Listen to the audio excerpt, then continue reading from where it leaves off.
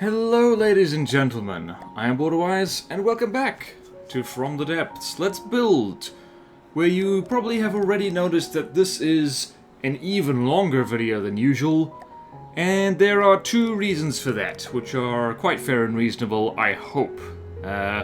Hopefully future me can look back on this and think, yes, that was fair and reasonable. But anyway, the first reason is that I believe on the last Let's Build I did, which was a cram bomber, people said that they would actually, well, I say people, some people said that they would quite like a super long Let's Build video. And so, okay, we're gonna give that a go, and we're gonna see how that do.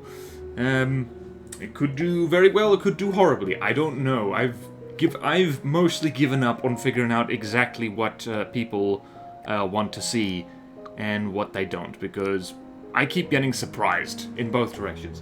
And the other reason why this is a super long video is because, well, this is an aircraft carrier we're building, and I've never built a good aircraft carrier in From the Depths, and I'm not sure I even managed it this time. It's not finished, and there's still a bit of work to be done. Spoiler alert, I do not manage to finish it even just in 2 hours.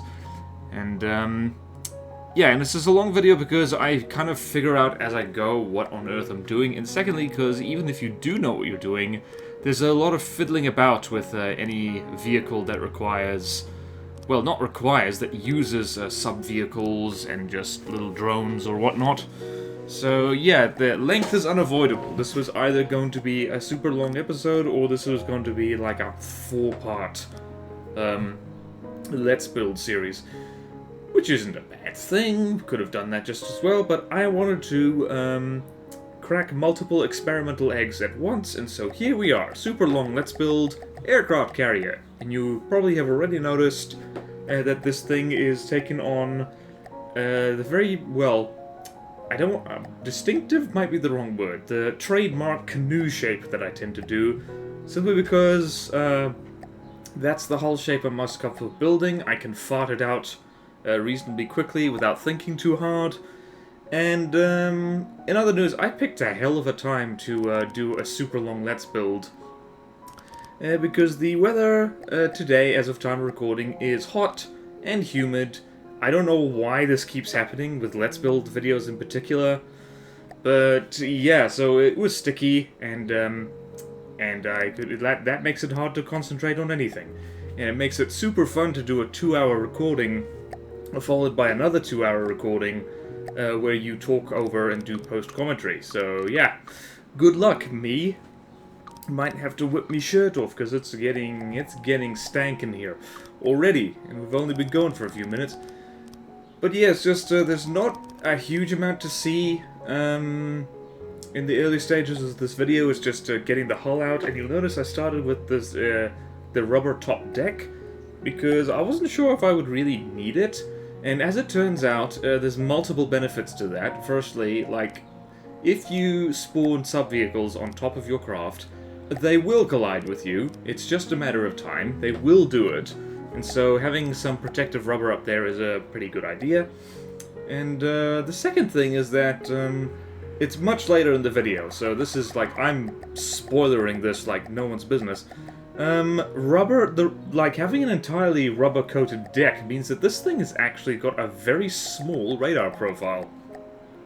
There was actually, later in the video you'll see, I tested against an iron cordon, which has radar-guided missiles, and the thing was getting distracted by the flares dropped by all the aircraft I stick on this thing, and it was ignoring this almost, like, you know, this almost 300-meter long hull, or 200-meter hull. I forget how big this is.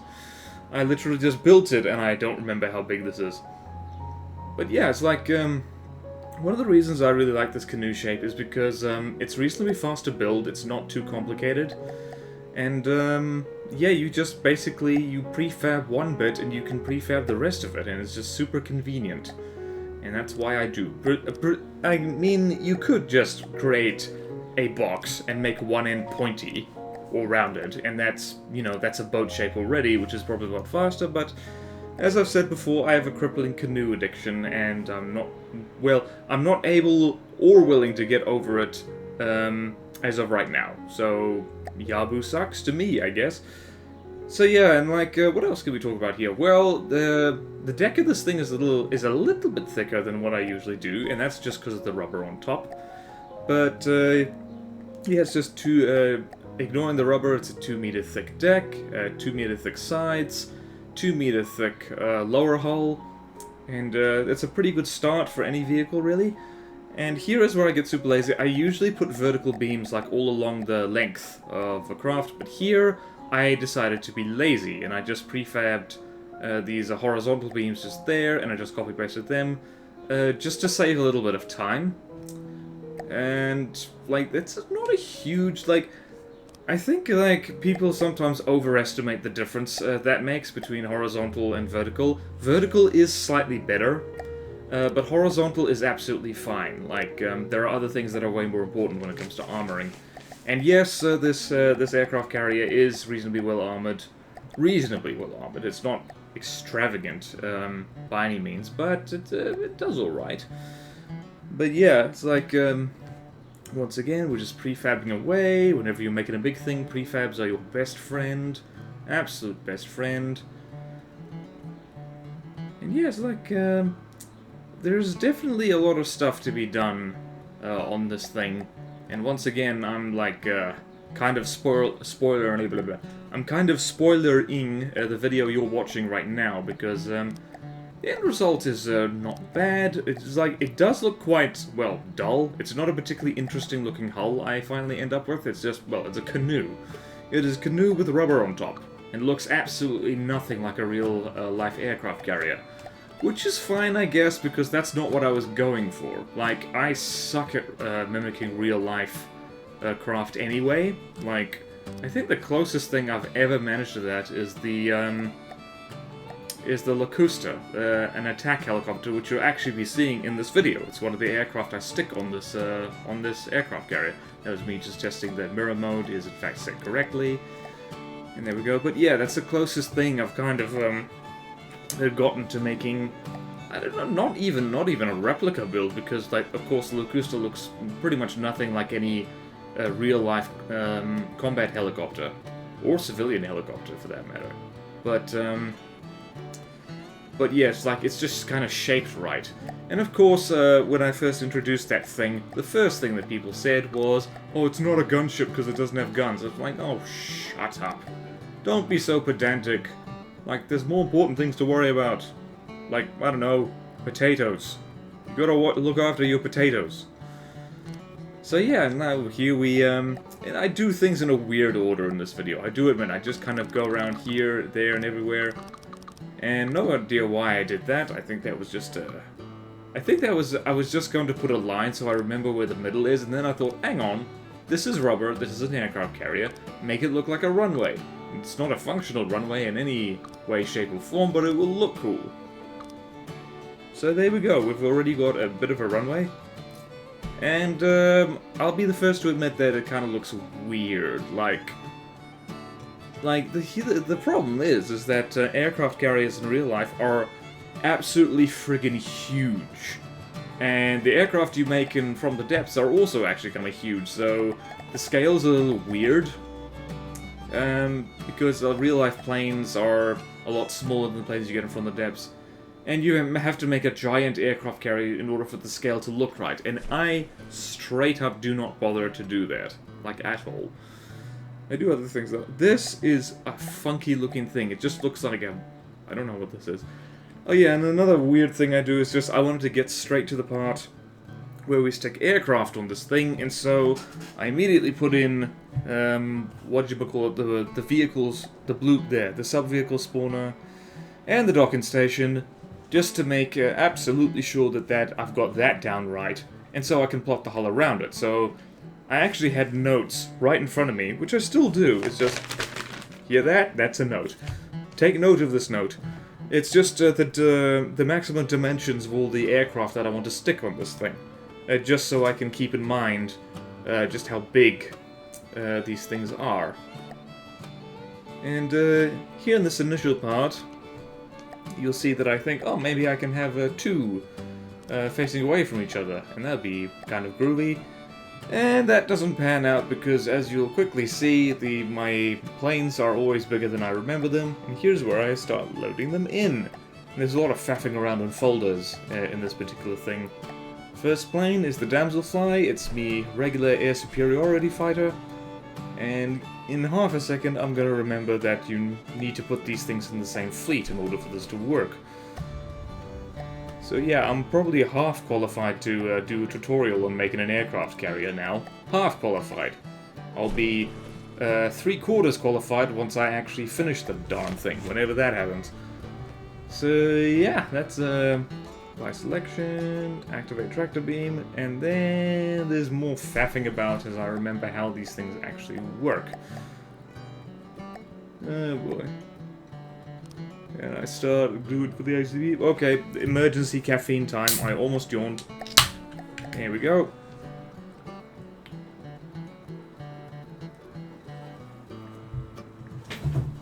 Also shirtless time.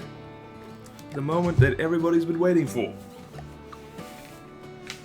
Oh, that's better. Okay, feel fresh and minty now.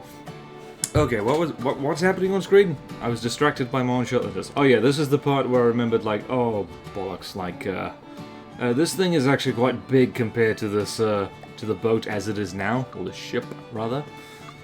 And yeah, we're gonna have to mess around a little bit. And I actually end up with a lot of redundant ACBs here. I probably don't need that many. I could just have two. And there's a weird thing that happens. I think you actually need an AI mainframe on a craft in order for ACBs to actually work. Because when I didn't have one, these did not work at all. And I didn't know that. I learn something new every day, I guess. And learn something new with every Let's Build. So yeah, it's like going on here, like when enemies are around, you release the vehicles, and when they're not around, you hold them. And it's this is the part where I'm trying to figure out how the hell this works. Oh, I completely forgot about that. Completely forgot that I had that thing the wrong way around the first time. Of course, if you really want to make a sexy looking aircraft carrier, you of course put the docking things on spin blocks so you can have them at whatever angle you like. And yeah, it's just mucking about. Yeah, you can really tell that I'm feeling it out and kind of learning as I go here, or rather relearning as I go. Because I have made an aircraft carrier before. It was terrible, so let's not talk about that one. So now we're going in here and we're thinking like, we need to do some more ACB stuff in here, don't we? Yes, we do. We absolutely do. And we need to tweak the balloons because you don't want the thing firing off its balloons just willy-nilly while it's on deck, because that just does not make any sense and is not cool and is not fun and is not cool or fun. I repeated myself. And this is me making a brand new folder for all the carrier versions of these things, because just like real life, the carrier versions of aircraft are different from the originals, because they do different things, they have different requirements, and in this particular case, when they are docked, excuse me. When they're docked, I don't want their engines going, because that literally eats money, and that's no good. And all these fun things happen with me putting that thing there. Later, you will see. So over here, we got that, and setting it to 90, and we want to make the thing look swiggity sweet. Even though the ship itself isn't built yet. By the way, alloy is fantastic deck-in material. I can't get enough of it simply because if you have a reasonably thick alloy deck, like if it's 2 or 3 meters thick, or even more than that, your craft is pretty much guaranteed to float. It just is. And if the sides and underside are made of less buoyant material, like metal or heavy armor or stone or what have you, the thing stays floating quite well and actually doesn't roll over. Unlike what happens if you put a lot of alloy armor in the sides of a craft. And this is this is probably something I'm gonna have to mess with later, Because if you control your AI's behavior with ACBs, you essentially make it uncontrollable. If you wanted to do something other than what the ACBs do. Yum. Yep, this is. I can see the cogwheels turning in my past self, figuring out which button I actually want. It's just like, durr. That's the right one, right? That's the right one. That's probably the right thing to do. Probably the right thing to do. I hope so. And set that to 1. Thank you, past me. You finally figured it out. There we go. That's probably... I just realized that just setting it to that low probably means the thing can't actually get out of the water anymore. Like, at all.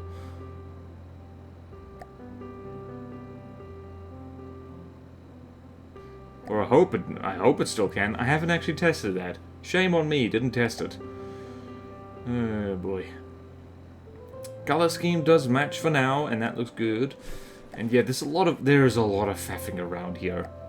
Like, I potentially could cut out so much footage here of just me faffing about, but the faffing about is part of the fun. It's part of the whatchamacallit? It's part of the building process. There's like a lot of From the Depths is just faffing around trying to get things the way you actually want them to be. So yeah, I will drink to yay for emergency caffeine. Alright, this is the part where the ACBs just straight up don't work, and I'm like, wait, what? Wait, what? And it's like, it takes me a bit of a while to, like, that was a hell of a shot, Marauder. You missed and bounced off rubber. Bounced off rubber. But yeah, this is the part where I learned for the first time that ACBs apparently do not work if there is not a mainframe on board. Which makes sense, actually. The main computer, you need, you need the mainframe in order for the other things to work. Wouldn't do so well otherwise. So yeah, this is me faffing about, thinking like, what? Why ACB no work? Why ACB no work? Oh boy. Taking all bets on when past me figures this one out. I'm like, what? Surprised Pikachu face? I think I just memed. Is that a meme? That's probably a meme. Somebody tell me if that's a meme. Or don't. It doesn't matter. Few things matter in this world except that my freaking ACBs were not working, and that was causing me alarm and distress. Distress. Like distress. Makes me look fat. I think, is he gonna figure it out? Is he gonna figure it out? Deacon's hell, we've been going for almost 20 minutes now, and he hasn't figured it out. Come on, past BorderWise. Use that brain. It's the same brain I'm using. It's not that much wrong with it. You can totally do it. You can totally do it. And here's me faffing around with the wrong thing. Yep, faffing around with the wrong thing. Oh dear. Oh boy. Yeah, this is now... you can tell that it's reached a desperate point because I'm just messing with random sliders, hoping desperately that one of them makes the darn thing work. Oh dear. Oh wait, here we go, here we go. He's figured it out. He's figured it out, lads and lasses, ladies and gentlemen, boys and girls, frogs and tadpoles, and newts. How about now? Nope. And that's when I'm like,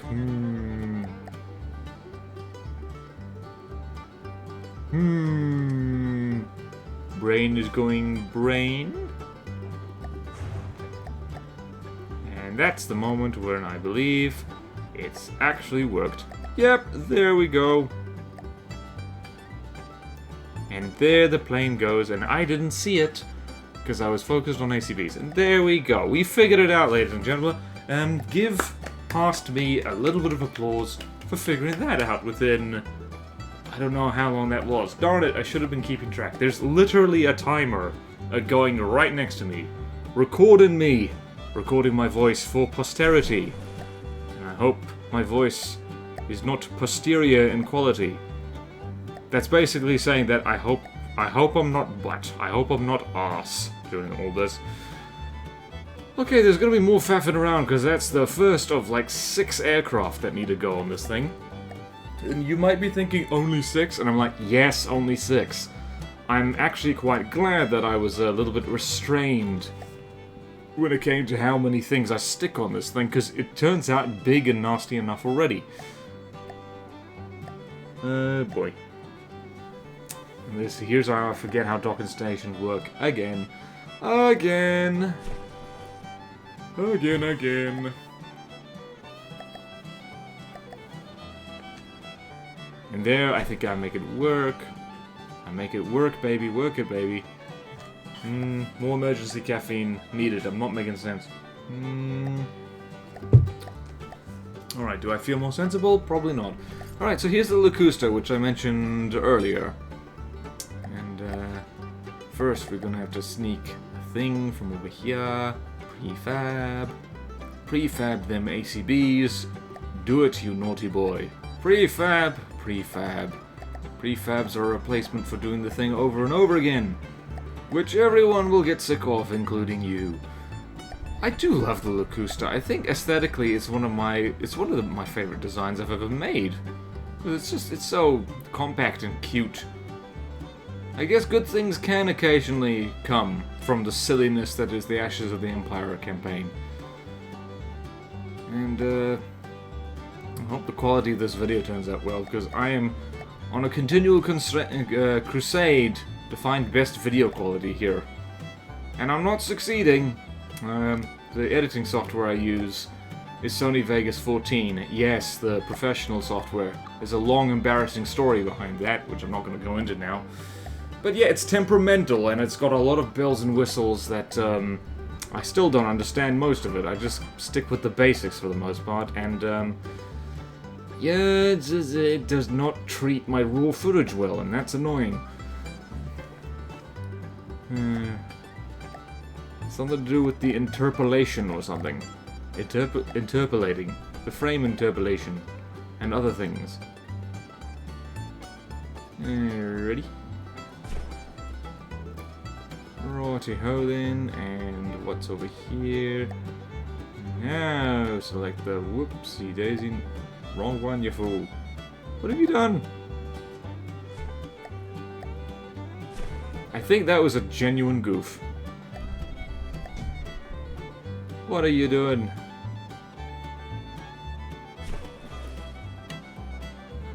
What are you doing? This is the point. Like, this was just earlier today I recorded this. And it's, and here is the whoopsies, number 1. Looking at that thinking, oh boy. Oh boy. Oh boy, it's a big boy. It's not gonna fit on that deck. Not going to fit. Not going to fit at all. Shocking, that.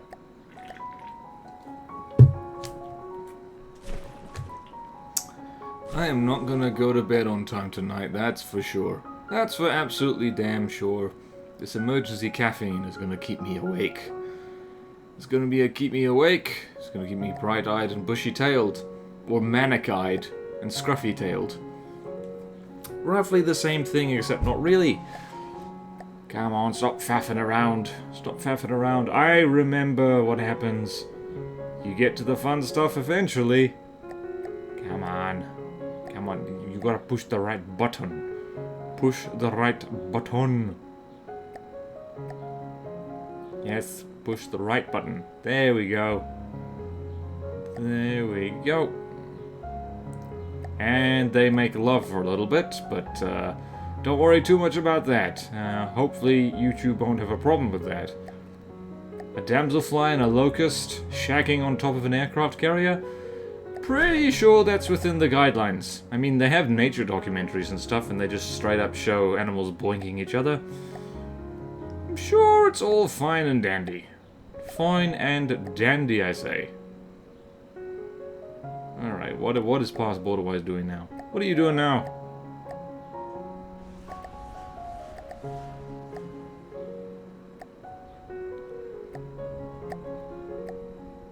This is the part where I think, oh no, I stuck the wrong ACBs in. Wrong ACBs. No, you fool! That's the wrong one again! You did it wrong! You did it wrong. Now you've done it right. There you go. And you've made the thing uncontrollable through manual means. Bravo! Bravo! Ho ho ho! Man, I love the Locusta. It looks so cool. Damselfly as well. It also looks cool. Looks metal with the red and black. I do like how the Locusta, if you shoot the rotors off, it just kind of sits and floats. And this is where I get my priorities really right. And I set consistent camo for the whole crew that's on top of this aircraft carrier. The whole team is going to look like the same thing.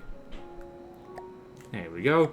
Thankfully, Arctic camo works with everything. This is scientific fact. This is the sound of me talking into a Coke bottle. I'm not sponsored, honestly.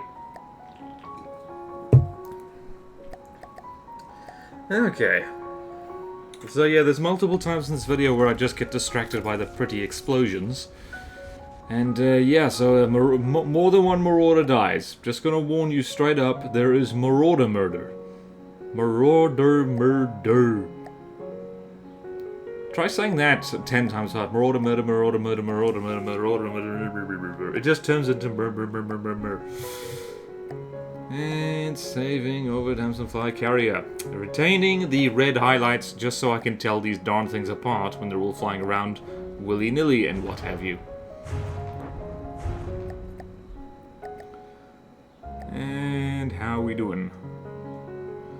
How are we doing? We're probably doing fine. Probably doing fine.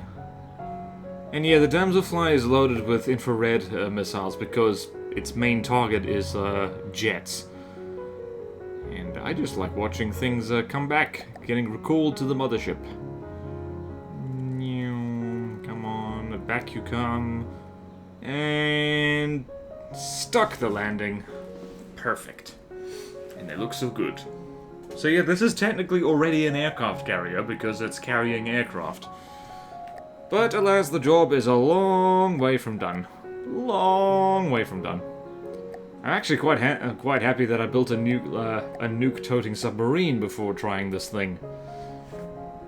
Because what was my brain gonna do? Because it helped me figure out, like, docking stations and sub-vehicle spawners and all that jazz. I'm disappointed. Last stream I did, I actually spawned in my nuclear submarines. And they didn't do very well. Because the blueprints get destroyed when the vehicle gets blown up, which means you can't just repair them easily. And that sucks. That sucks. But it could be worse, I suppose. I guess there's not much call for, like, suicide nukes now that huge missiles are in the game. But, yeah. I spent a lot of time and effort. Actually, that's another sub-vehicle that I should stick on here. The Tuziatics, the nuke drones that I made some time ago, and have improved repeatedly. Nuke drones are weird in that you can constantly tweak them. They're now kind of hybrids between intercontinental ballistic missiles and torpedoes, and that little pause there was me literally typing out maths on my phone, figuring out how long the centerpiece of this hull is going to be. So currently this one pointy bit is about 96 meters long, and I was shooting for about between 300 and 250 meters. Or 150 meters at least, because 6 aircraft, which are all roughly 30 meters long, that's how much space you'll need for them all to be lengthways. Spoiler alert, they're not all lengthways, because they all need to take off in different directions and at different speeds in order to not collide with each other. Yeah, there's gonna be a lot of faffing about. There's gonna be so much faffing about. There's gonna be faffing about all over the place. All over the place. Oh boy. And this is me building in the order to use the fill tool to its maximum potential, because ye gods, this saves so much time. So much time. You know what wastes time though? Forgetting that you haven't sealed off the section yet and going all the way over here and just doing that and just filling it in like that. Like that, I see. My accent is going to be wandering all over the place. Okay, and more rubber, because why not? This rubber coating gets blown off darn near instantly, by the way. It is really not good for protection. Well, it depends on what kind of protection you mean. Har har har. Will that joke ever get old? Probably not. And here is the tremendously exciting footage that unfortunately does show up more than once of me just continuing that runway stripe down the middle of this. Because it's a 1, 2, 3, 4, 1, 2, 3, 4, 1, 2, 3, 4, 1, 2, 3, 4, 1, 2, 3, 4, 1, 2, 3, 4, 4, 3, 2, 1, bang. And watch that stripe, because that I have to redo like most of the stripe pattern later because I forgot that was there.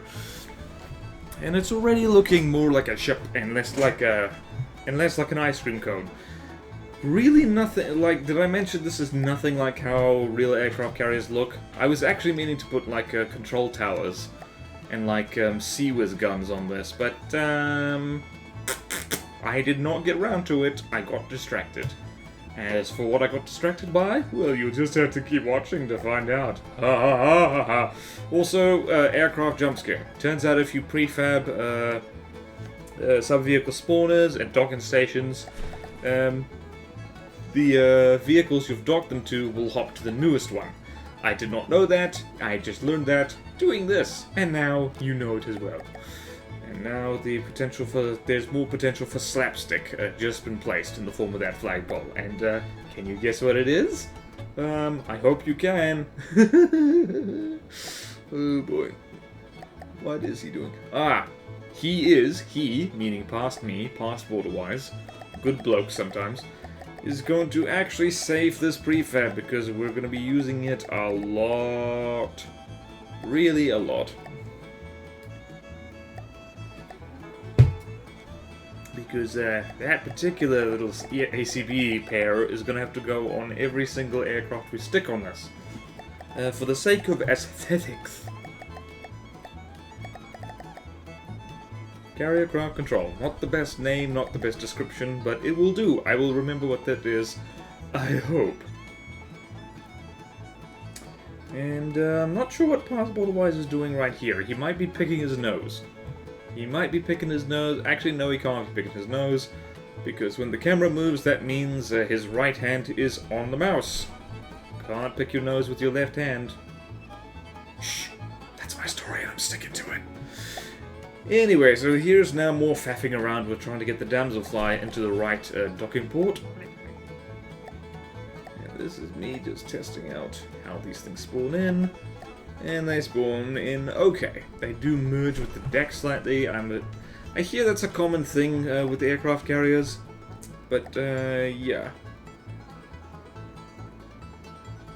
Yeah, this is actually not that important to do because I believe once things are docked, they don't collide with friendly vehicles at all.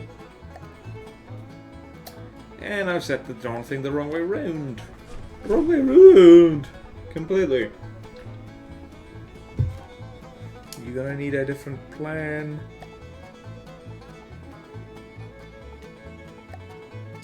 There we go, and now here's me figuring out that you can do it from this menu instead. Beautiful. That looks less crap. Then he saves the game in triumph.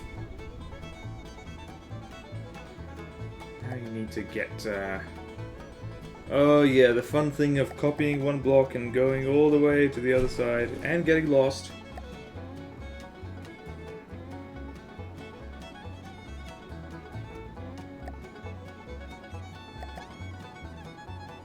Now what are you doing? It's interesting here, like I'm not, like, I still look at this and I think like, huh, what are you up to? What is your plan here? What is your purpose? What are you baking in your brain? Hopefully not pot brownies. And for those of you under the legal age of 18, or in countries where certain things are illegal. You didn't hear me say that. Now erase it from your brain before the CIA comes to get me. Not the FBI. You only have to worry about them, usually, if you are in the US of A. For me, it's the CIA I fear. I'm afeared. Perpetually. I'm not really. Okay, now we need to think this through a bit more. We've got an aircraft on one end.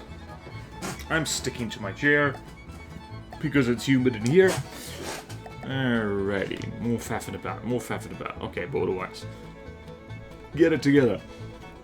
Get it together. What do you want to do with your life? What do you want to do with your life, with your strife, with your wife that you don't have? Don't make yourself sad saying that. If you don't have a wife, never tell yourself, like, I don't have a wife and that sucks. Or, if you are inclined in a different direction, don't be sad if you don't have a husband.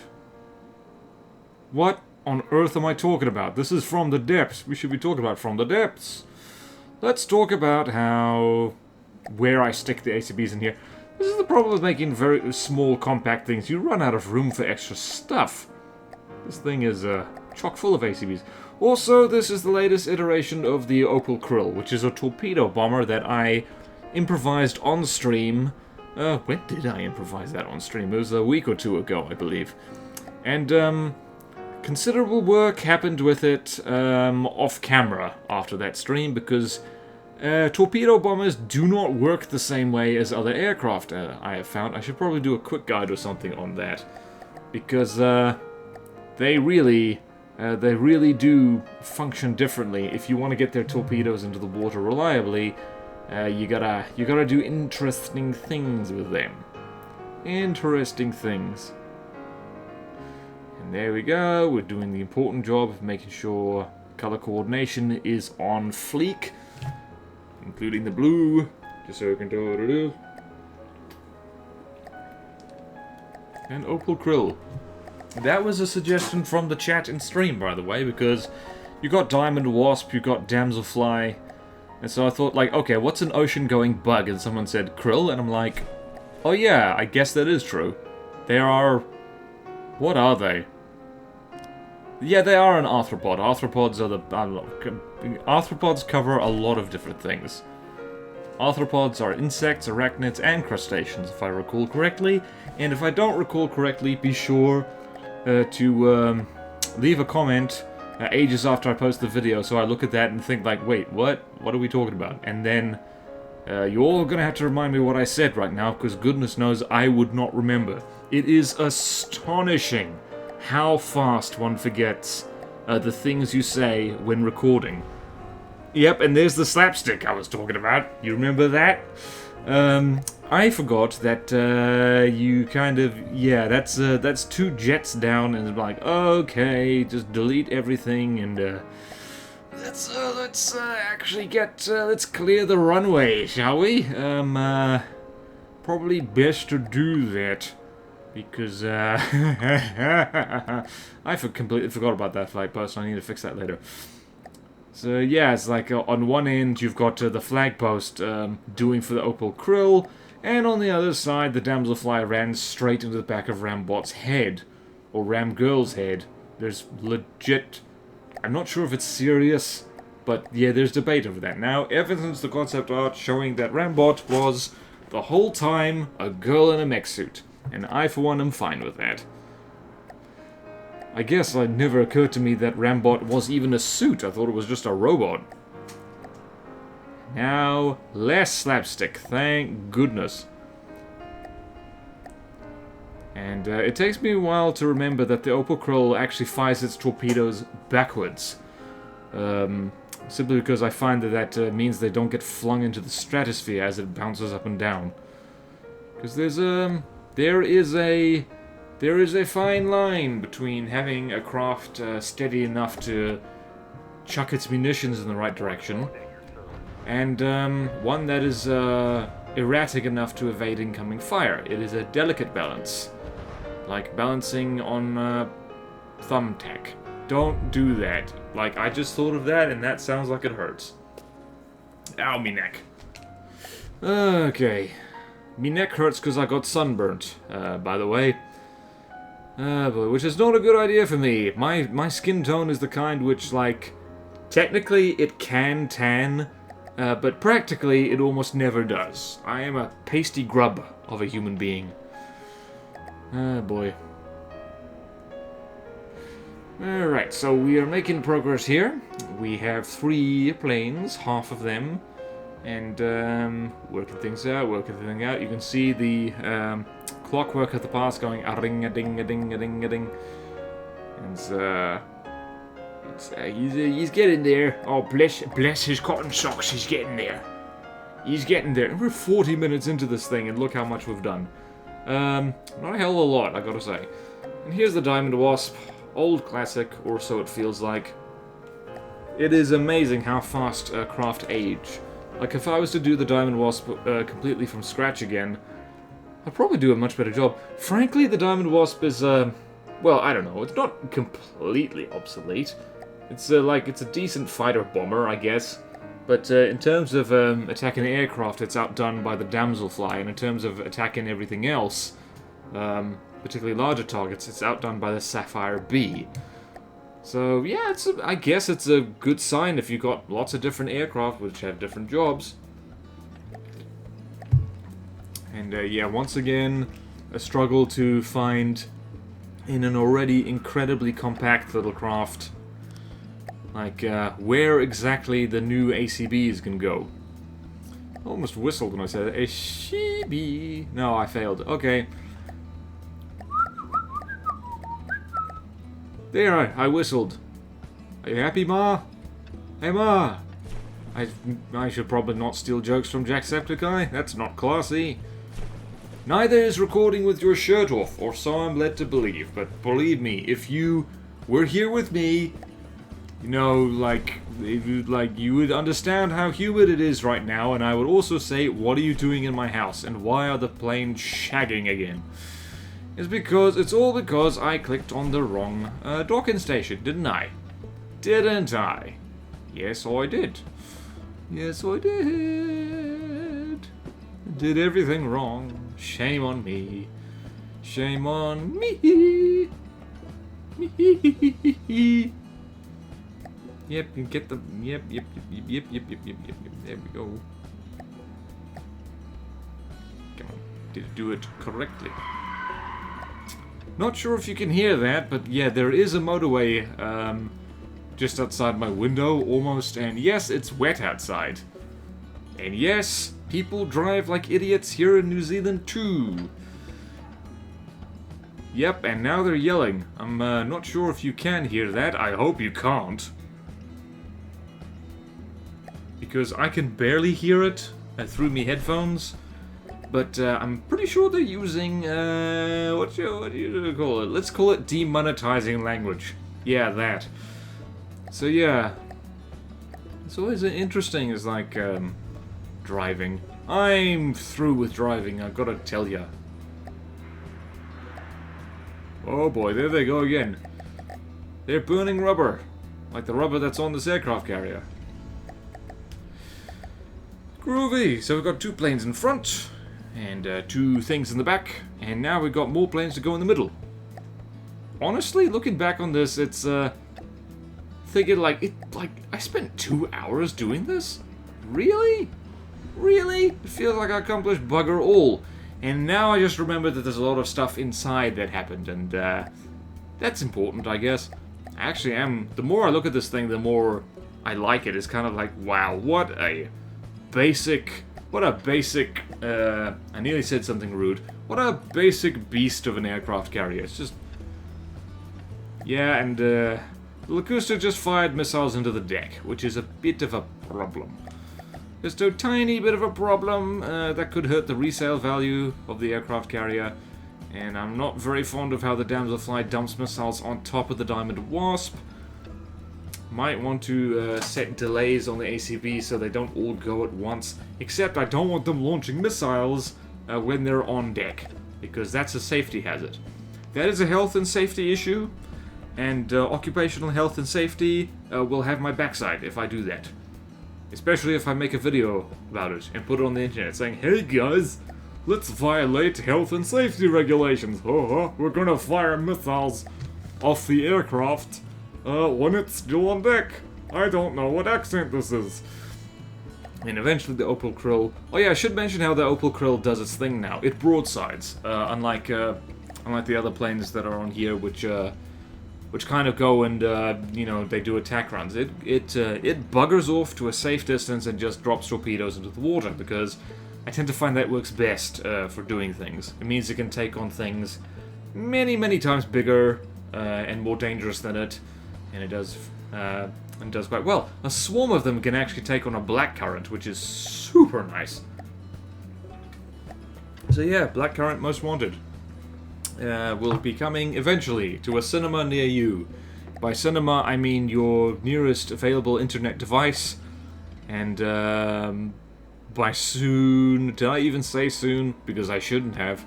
I have no idea when that is. But yeah, the short version with the blackcurrant is just spam signal processor torpedoes from all directions. Or supercavitation rounds, or particle cannons. And yeah, that's basically how you deal with any submarine that has good torpedo defense. Here's me trying to figure out the spacing. The shift-delete function that was added in a few patches ago is freaking sweet, by the way. It is such a beautiful time saver. I love it. I love it to bits. Love it to absolute bits, I do. And yeah, the measuring thing doesn't actually work so well for me here, because I end up having to move them. Anyway. Also, problem with making a craft that looks the same at both ends and looks exactly the same internally as well, is that it's quite easy to forget where on Earth you actually are. Which is why, for very big things, I do actually recommend painting sections of it different colors. So just at a glance you can be like, oh yeah, this is where I am.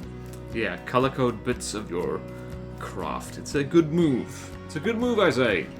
I don't remember if I've ever shown that on a Let's Build. I probably should have, and if I didn't, I'm so sorry.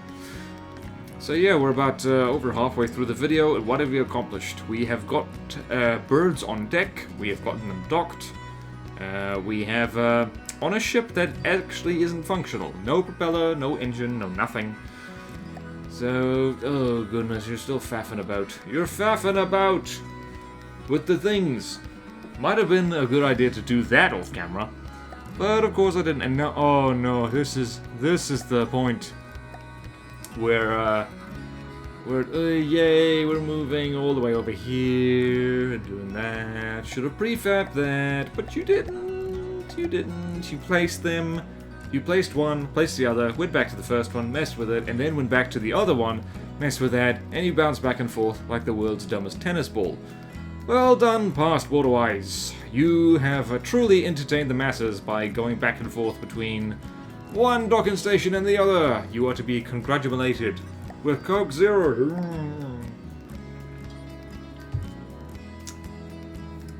This is actually starting to warm up in the oven that is my room, and it is distinctly less tasty as a result, I do have to say.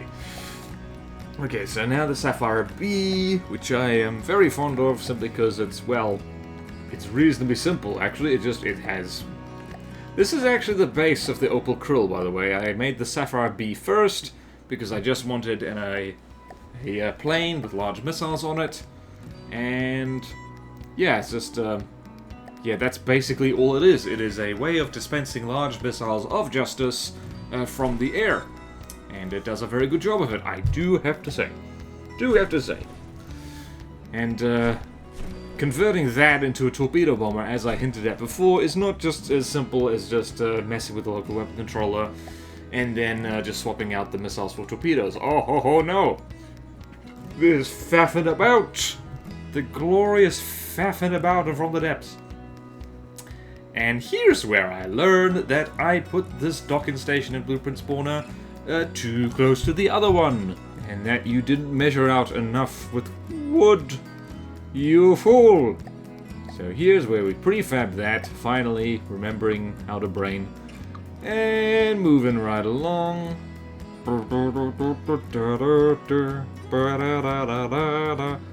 I hope that isn't too annoying.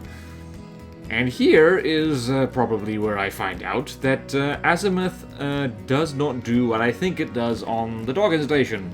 For some reason. I don't know why it affects roll. So you see, it was like, wait, what? That's not Azimuth. What are you doing? What are you doing? What are you doing, you fool?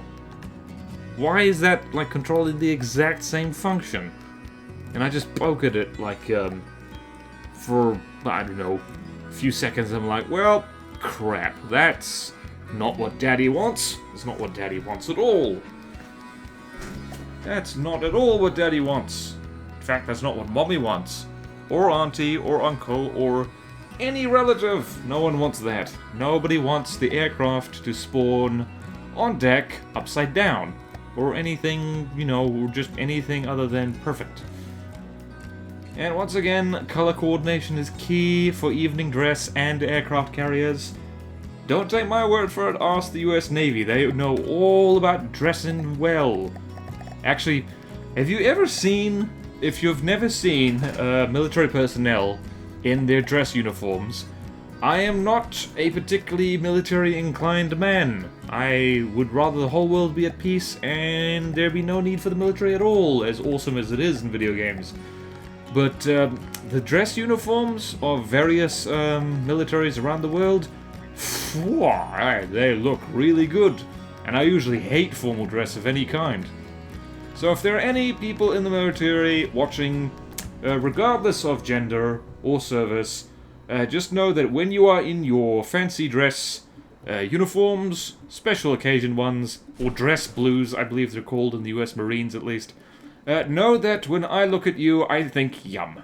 And you can, well, I guess you can take that however you take that. You can, I don't know. Some people might be flattered by that, and other people will be, who the hell is this guy? I do not want to be ogled in my dress uniform. How dare you? How dare you, I say? But yes, like, yeah, specifically, I've got, I don't know. I kind of like, am I weird? No, I'm not weird. They're, like, never kink shame people. I like it when women dress in suits. Like proper suits. Which is weird, because I hate wearing suits myself. Although I guess it's not that weird, because a lot of guys like it when girls wear high heels. And they sure as hell wouldn't be wearing high heels. It seems a little bit hypocritical, actually. Oh look, all the planes launched perfectly well. What a glorious chance to change the subject. Yep, and so away they go. Opal Krill pisses off into the middle distance, as does the Locusta. Diamond Wasp and Damselfly go straight ahead. Followed closely by the, by the Sapphire Bee. It sounds like I'm talking about racehorses. It's like, here comes Sapphire Bee, closely followed by the Diamondback. Locusta is coming up the rear, Oh, she's coming in. Locusta has crossed the line first. Who will be next? Who will be next? It's hard to tell at this distance. Who is coming in? Looks like the Sapphire Bee is coming in. No, the Diamond Wasp is coming in. Diamond Wasp is coming in. Nope, yep, there she goes, and it looks like the Diamond Wasp was the next on deck, and I actually wasn't paying attention, so I don't know who landed on the deck next. And the winner is the Locusta. You get to go to a stud farm and breed very fast helicopters. Okay, that was weird. I need to do a tournament at some point so I can use that voice for something actually useful, rather than pretending that my aircraft are racehorses. Oh yeah, and here's the black sheep of the family. Speaking of livestock animals. Do racehorses count as livestock? I don't know. Anyway, so this is the Toad Frog. This is the Cram Bomber which I was building in my last Let's Build. And I'm not very proud of it. I've got to say, it's probably the best Cram Bomber I've ever made. But that really isn't saying much, because I'm just going to say it. Cram Bombers are not very good. They just aren't. Like, there's absolutely nothing that a Cram Bomber can do that is not done as well or better by a bomber using missiles, or particle cannons, or even lasers or APS. There's really nothing in terms of, like, consistent damage, and, like, the affordability, compactness, it's just all that stuff. Cram Bombers are not fond of them, really gotta say. I think they're, in terms of meta, they're kind of outdated. I don't know how right it, like, and here's the thing, like, that's a strong opinion to have, ain't it?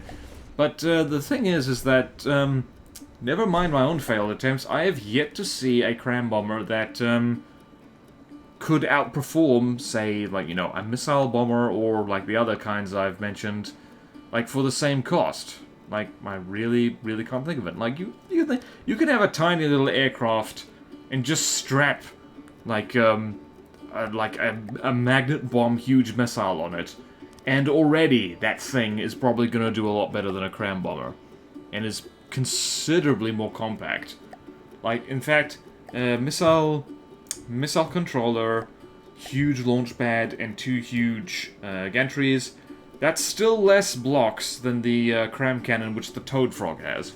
I do like the decorations of around the jet intakes on the Toad Frog. That looks good. I'm going to reuse them, certainly, at some point.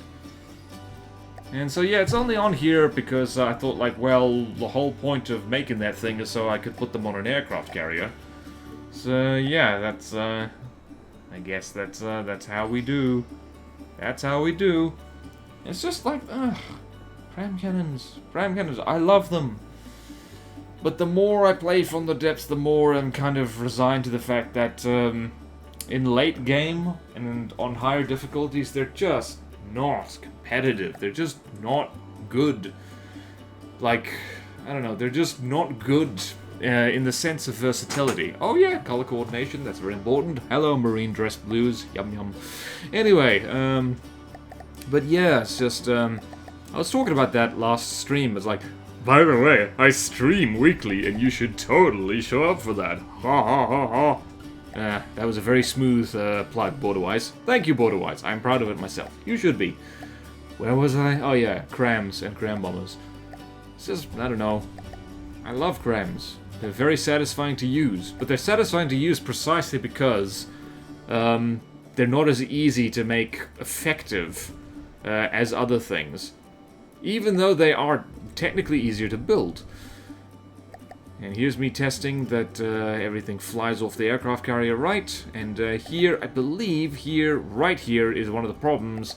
Is that the thing flies over exactly as it meant to. It doesn't fire because the cram barrel needs to track. Which is already a huge problem because it's entirely made out of motorized barrels. And it couldn't track the Marauder in time, which is really dumb and I don't like it. And here's me checking that the thing is actually working, and it is. And that's annoying. I do like the Toad Frog aesthetically, but it's his sorely lacking in the ducker department. Really is. And, there it fires. And it kind of hits. It does hit, actually. Oh, I guess it does. Maybe I should swap out the EMP on that for more explodey. But I was actually mucking around, earlier today, as of time of recording, with a kind of cram bomber that is actually effective. And it's basically just a cram-toting airship that hovers above the target. And that's basically it. So enough faffing around with the planes. You just get a large battery of cram cannons, like guns, because they are guns, so use them like guns and they work better. And, yeah, and that actually works a lot better. Like, 'cause particularly if you scale it up, can you imagine, like, a huge battery of doom crams on the thing and it just floats directly over the target and just constantly Tokyo drifts, so it's very hard to hit? I can imagine that. It's pretty groovy, actually. I just said the word groovy. I am a 50-year-old man. I'm not actually a 50-year-old man. I'm a 30-year-old man. That's also a lie. Not quite 30 yet. Oh, yep. And there's where I find out that the Opal Krill is lobbing its torpedoes onto deck, because its butt is facing down the length of the aircraft carrier, and it launches its torpedoes backwards. Like poop. Like exploding poop. So yeah, that's an issue, and so of course we're gonna have to fix that right now. Yeah, and it's quite simple. It's just it's taking that and turning it 90 degrees so the thing flings its torpedoes off the deck, and then just messing with the angle of things. Oh yeah, spawn at. I think I forget right here that, you know, that's not how that works, yo. There we go. Thank goodness for rubber deck. And there we go, pointing that way. And yeah, it's like having them right next to each other. The opal krill and the what do we call it? The sapphire bead do look very similar because it is the same frame. The opal krill just I actually trim. I should do that for all my craft. I should hide the nearly said tail feathers. The what do we call it?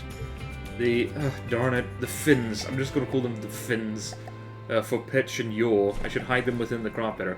And here's where I test this, and thank goodness I did, because you still get hit with your own torpedoes if you fling them at the waterline, because that's very silly, and you shouldn't do that.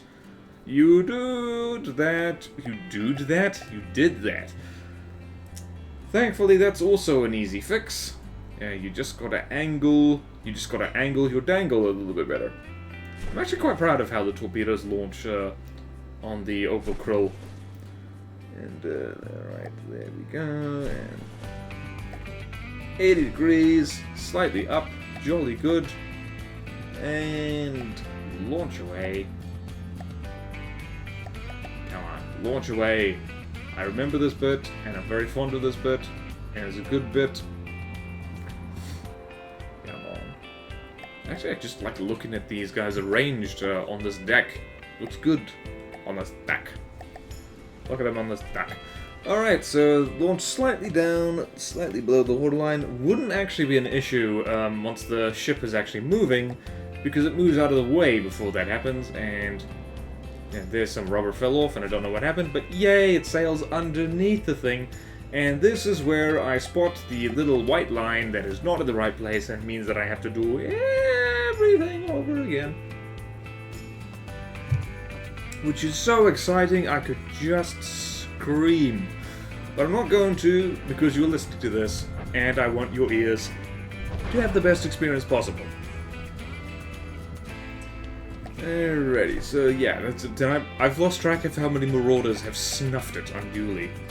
They definitely have, though. They definitely have snuffed it. Or at the very least have gotten beaten up to the point that they probably do want to die.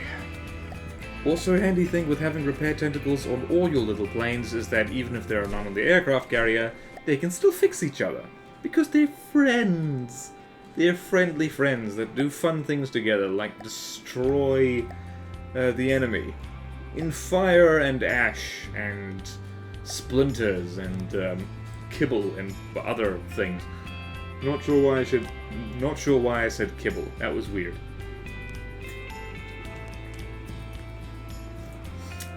But here is this is the part where we can actually get properly busy with the internals and add all the things that aircraft carriers need, like mainframes and engines and ammo compartments. This thing has a lot of ammo compartments by the end of this because I might have gone a little bit wacky with the missiles on it. Just a little bit. Just a little bit wacky with all the stuff I plan to put on it. And of course, AI compartment, can't forget about that. And yeah, I don't really have room for a tower on the deck, but do not worry, I have a plan. I have an evil plan. Plan so evil that mortal men dare not say its name, except I'm just gonna put towers where things aren't gonna fly into them. There, that was it. I hope that wasn't too evil for you. I hope your brain survived that, because if it didn't, it will be very hard to like, comment, and subscribe! That was a flawless plug, BorderWise. Thank you, BorderWise. I thought of it myself. I know you did. I was here for that. Okay, so standard mainframe stuff, target prioritization, aim point selection, which is, it's a wonder why I bothered with that, because I'm not even sure at this point whether I'm going to stick guns on this. Which means I can probably remove those and replace it with something else. Not sure what yet. Well, actually, no. Target prioritization is, you definitely need that, because that determines what you ship broadsides. And it's a floaty thing, thanks to all the rubber and light alloy. Floaty. Very floaty. Which is a good thing, because you want your aircraft carrier to float, you don't want it to sink. Unless it's a submersible aircraft carrier, which has been done in real life. Fun fact, I believe in World War II, well, actually, I think a number of Japanese submarines, but don't think it was even just Japanese submarines, I think it was, like, on multiple sides of the conflict. Submarines had little scout planes that they could send up to go find things to torpedo to death.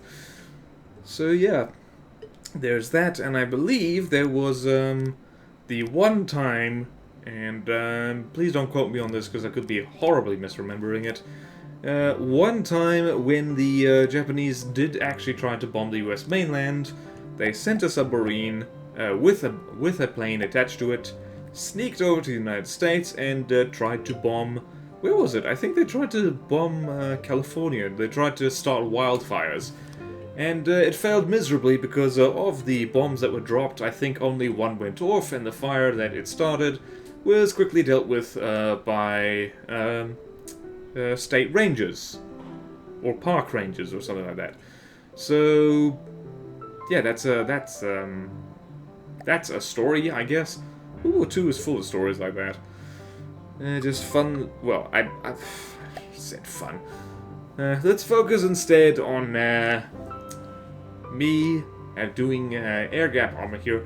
Because I wanted to use a lot of air gaps in this thing. Because, funny thing, air makes good armor from the depths because you can't destroy it. It's just there.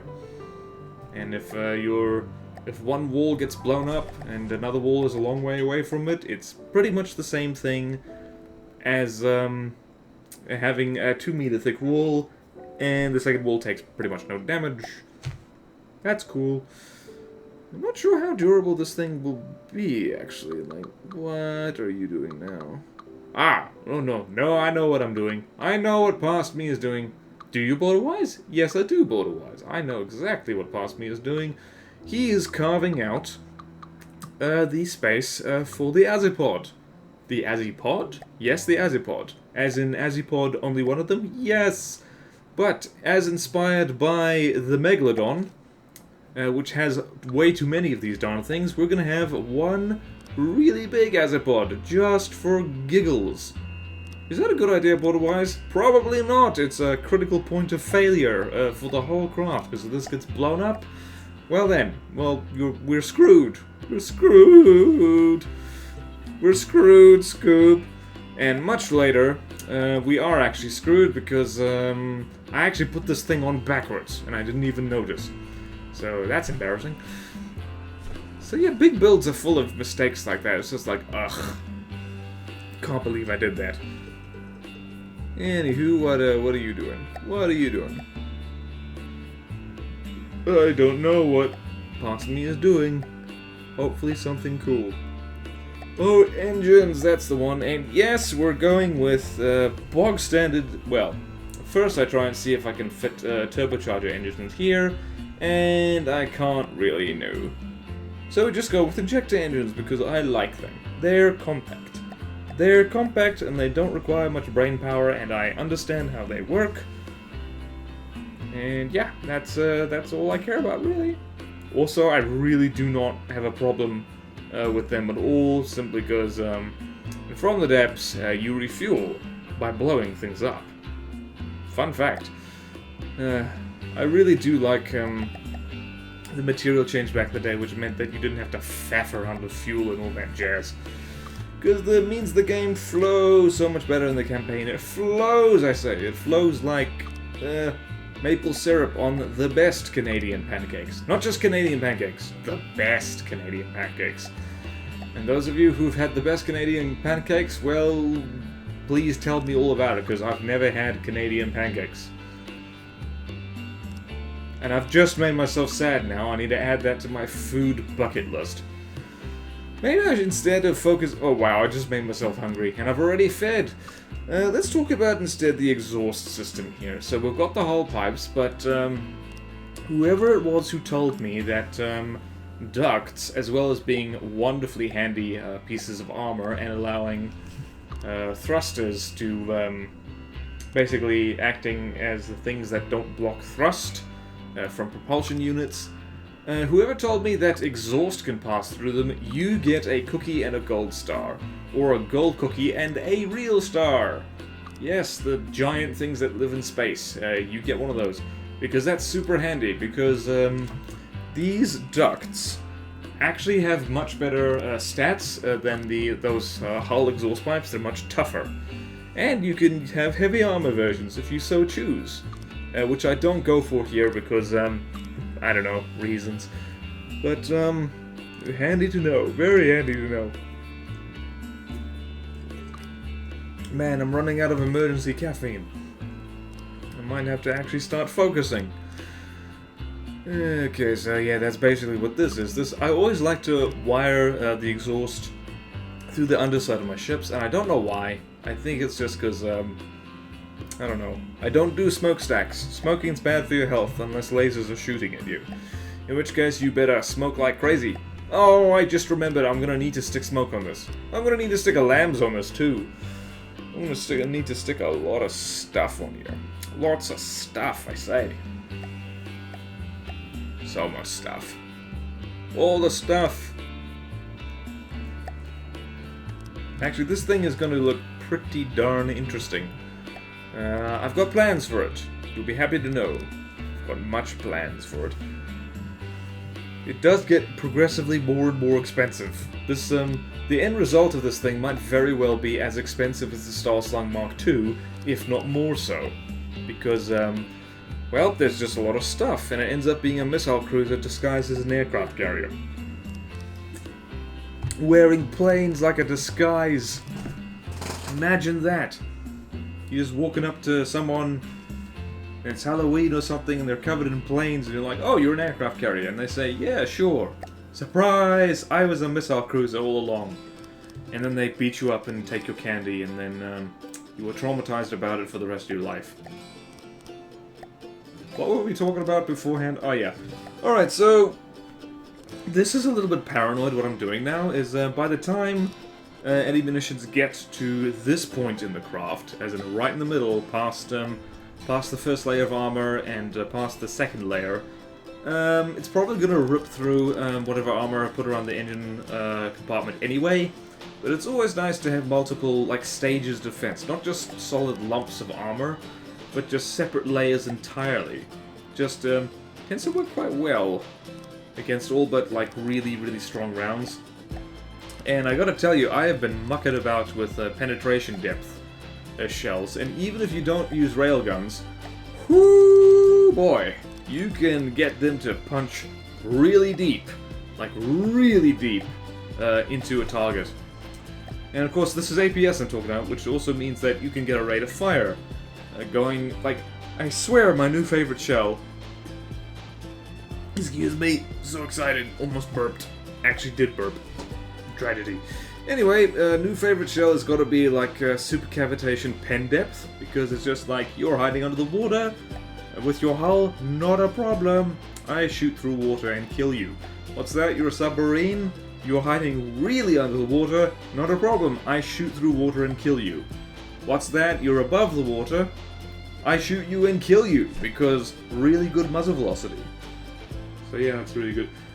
Do not like that custom jets have, oh yeah, this is the part where I figure out, like, what the hell? Why are we going this way? What is happening?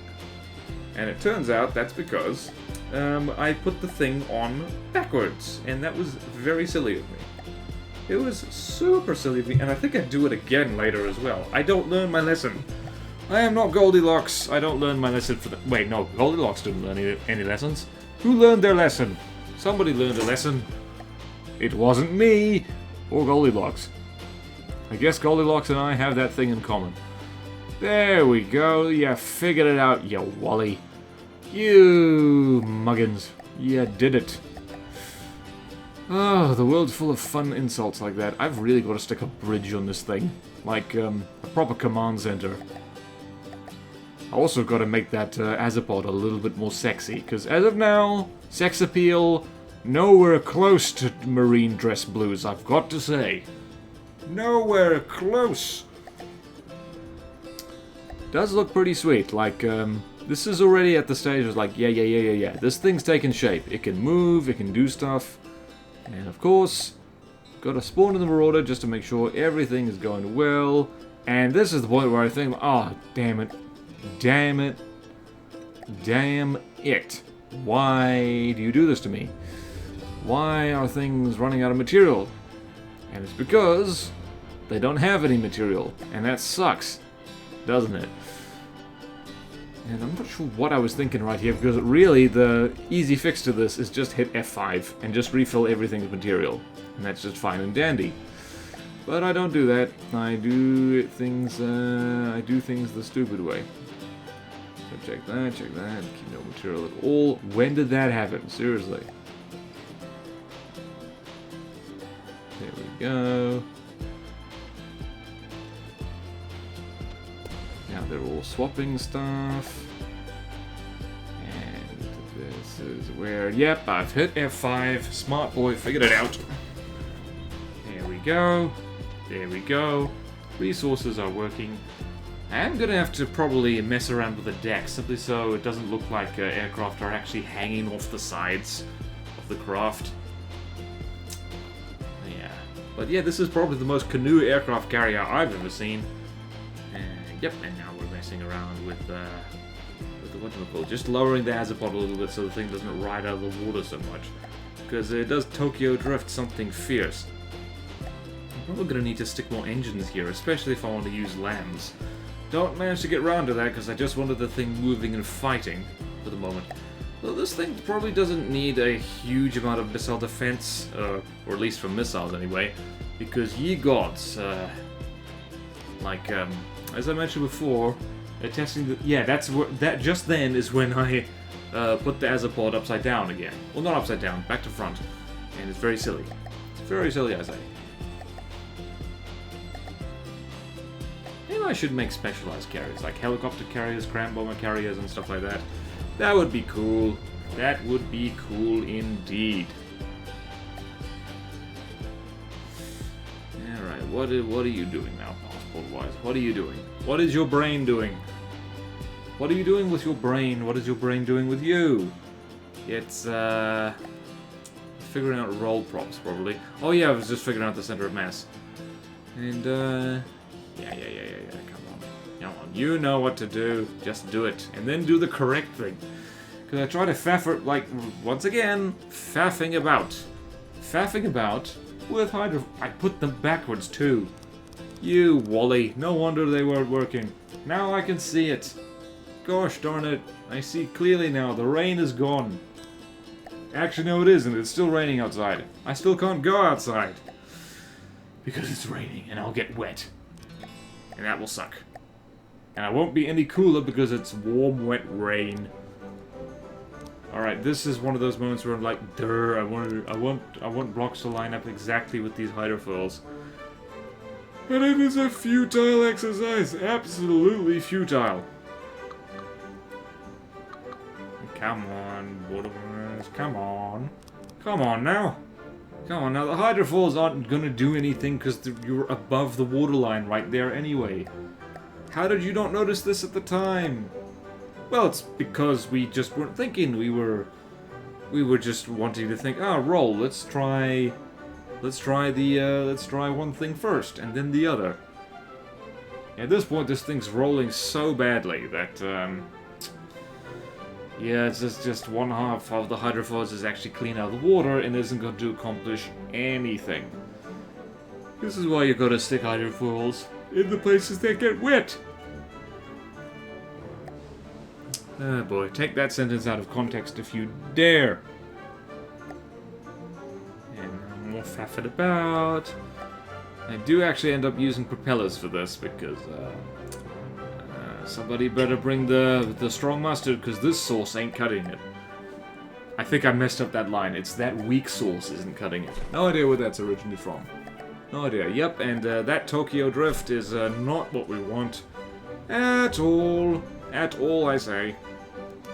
So of course, hydrofoils have to go away now. Oh boy. Oh boy, oh boy, oh boy. No, emergency caffeine! The humidity is winning! No! Can't wait for winter. I want... like... Game of Thrones has been saying winter is coming for years now. They lied. It's not coming. It's not coming fast enough. Not coming fast enough. Well, I say that. I'm down here at a reasonably temperate climate where winter is just... It's wet. That's the main thing it is. It's not tremendously cold. There's no snow or anything like that where I'm at. It's just a lot of rain. It's just a lot of rain. That's mostly what winter is. And I like rain. It's an excuse to stay inside. And if it's not particularly heavy rain, it can be fun to walk in. Because, you know, it's just nothing quite like you go walking in the rain, then you get back home and you have a shower. It's really cool. It's lovely. I might have lost my mind right now. And this is a long video. Like, you've probably already noticed that, but I sure as hell am noticing that. When you run out of caffeinated beverage when doing the recording for the second time, basically. Yeah, you know it. You know it, maybe. Oh, you know it. Oh, you know it. Oh, you know it. You know it so good. That sounds almost like some kind of hip-hop, I guess. I don't know music genres. You know it, you know it, you know it. You know it. You gotta know it. Man, this thing is pointy. It's the pointiest aircraft carrier I ever did see.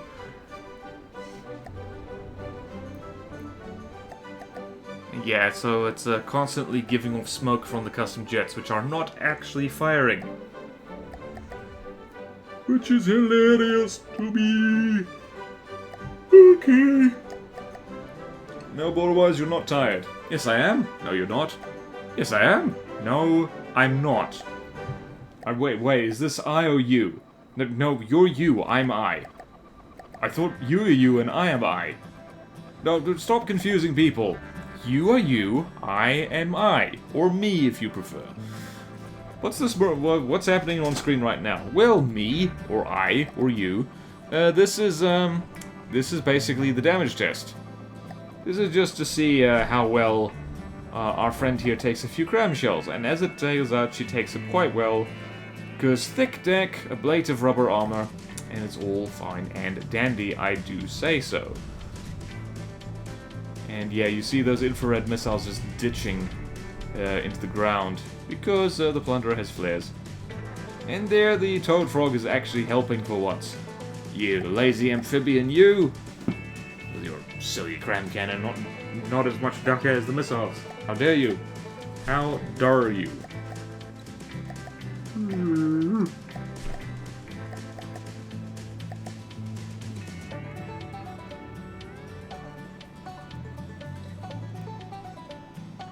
Okay, so yep. Do have to admit, the thing. Wait a minute. I said earlier that I had noticed the faulty stripe on the thing. And then did I fix it? I'm losing track of where I am in space and time and this video. Who am I? Who are you really? We just talked about this, BorderWise. You are you, I am I, me is me. Very simple. What's not to get?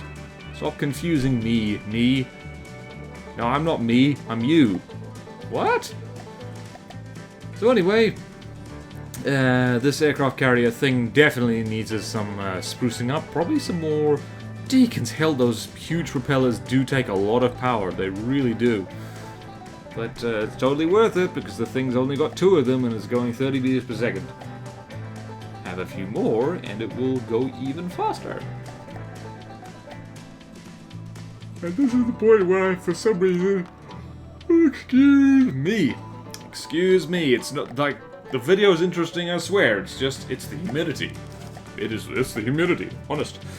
Anyway, this is the point where I decide, you know what, this thing needs to be more thick.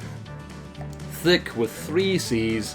So I decide, you know what, let's make the sides of this thing more interesting and just really layer that on there. Really layer it on. This is a kind of questionable armoring habit I have. It's just, I make a long thing that's pointy at both ends, and I armor the middle really well, but then the long pointy ends have less armor, and they're like half the length of the thing. So, is that efficient? No. Why do I do it? Like, I don't know, looks cool. You end up with a sleek-looking hull. It's not easy having a crippling addiction to canoes. Oh yeah, and I do end up cross-hatching this bit of armor. And before the crosshatch fans jump out of the word book and say, "Ha! See, even you use it. It's good." It's like, no, it's not. It's not terrible, like really, but that's not why I do it. It's just to make sure that I can use 4-meter beams consistently, because that is way more important. Because bonus health from 4-meter beams, super important. Never leave home without your 4-meter beams. It just occurred to me how long a 4-meter long stick would be in Deacon's Hell. If you never left home without one, people would be asking you questions like, what is that big stick for? And you could be like, you want to know about my big stick? And that's how I got my first restraining order. So yeah, that's just something on the side there, and just looks kind of more fleshed out, more bulky. Also helps with the buoyancy, just a little bit of extra alloy on top there. Nice thick thing. Nice thick thing.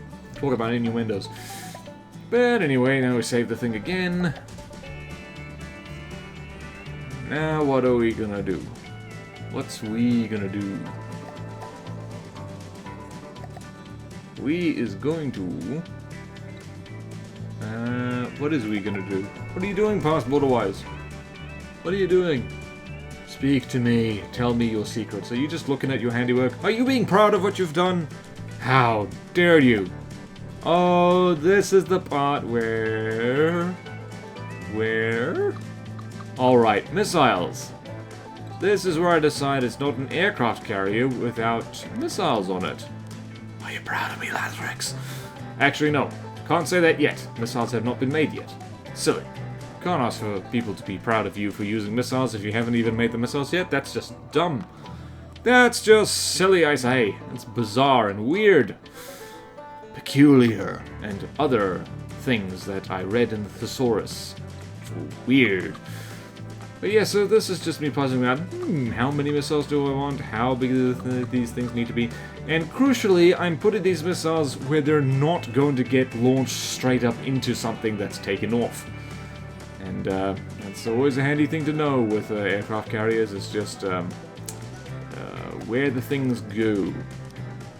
And I end up making this particular missile silo, or compartment, a bit bigger anyway, so there's a lot of missiles that happen in here. There's a lot of them.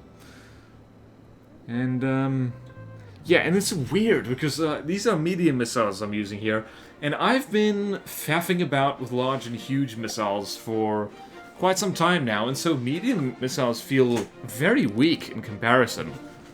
Which is weird. I remember when the missile update first happened, and just medium missiles just felt so strong, like really powerful. And now, compared to the ridiculous amounts of damage that are done by large, and especially huge missiles, they're like, this feels quite piddly, actually. Doesn't feel like it does much damage at all. It does.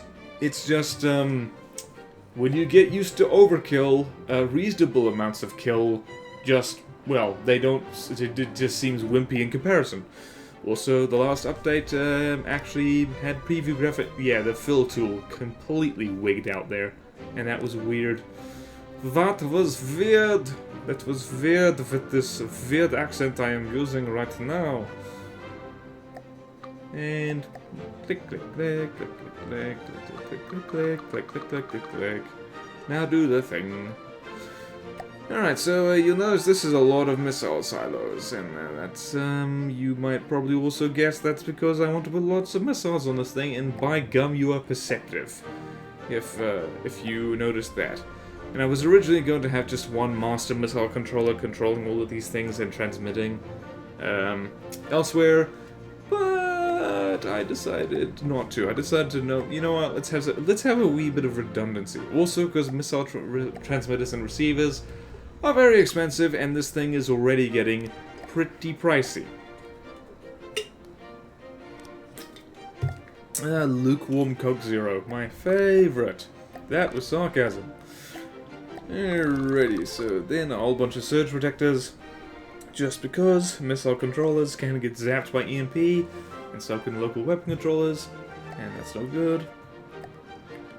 So yeah, missile controllers up the wazoo, setting the range and the altitude limits on the LWC, which stands for Local Weapon Controller.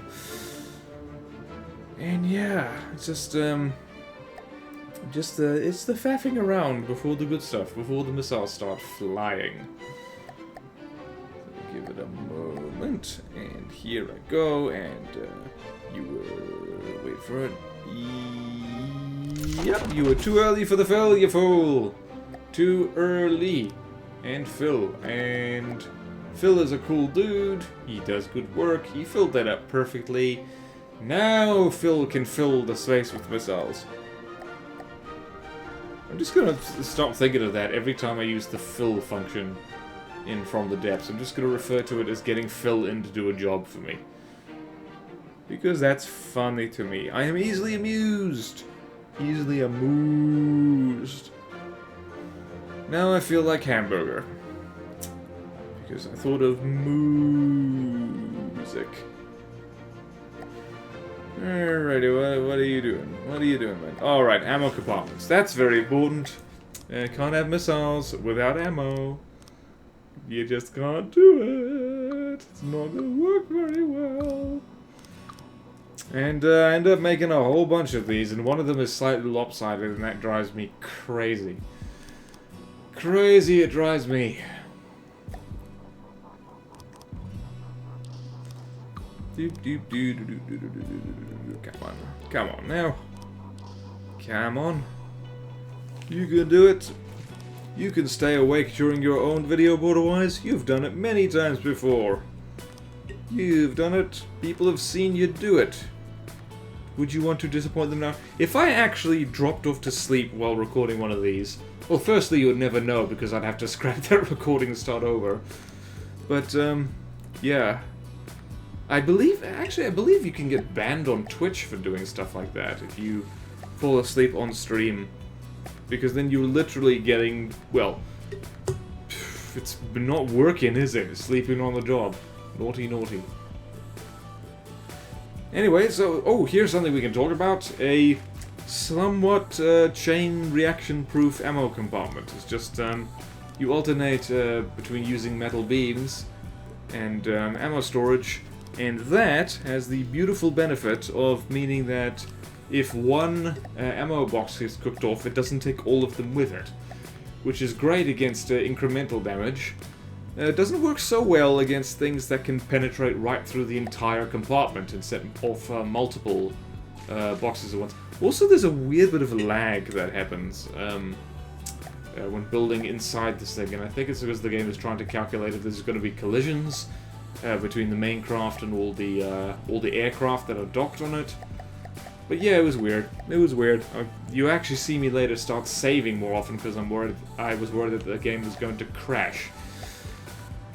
But yeah, it's like, actually haven't had, actually I have had a crash in living memory with From the Depths. It usually is when big stuff start fighting.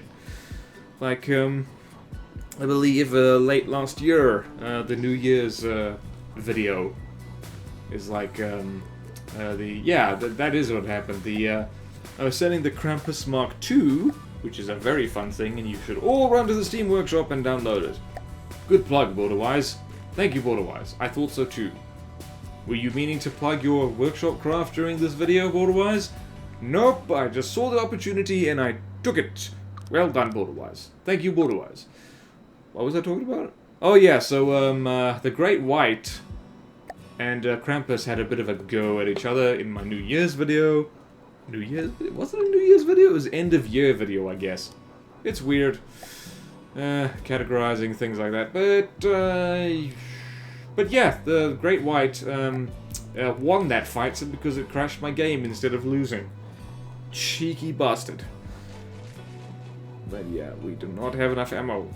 We are just a little bit short. Need more ammo. Need more ammunition. Thankfully, that's easy to do because always leave extra space in your craft for upgrades, people. You never know when you might need it.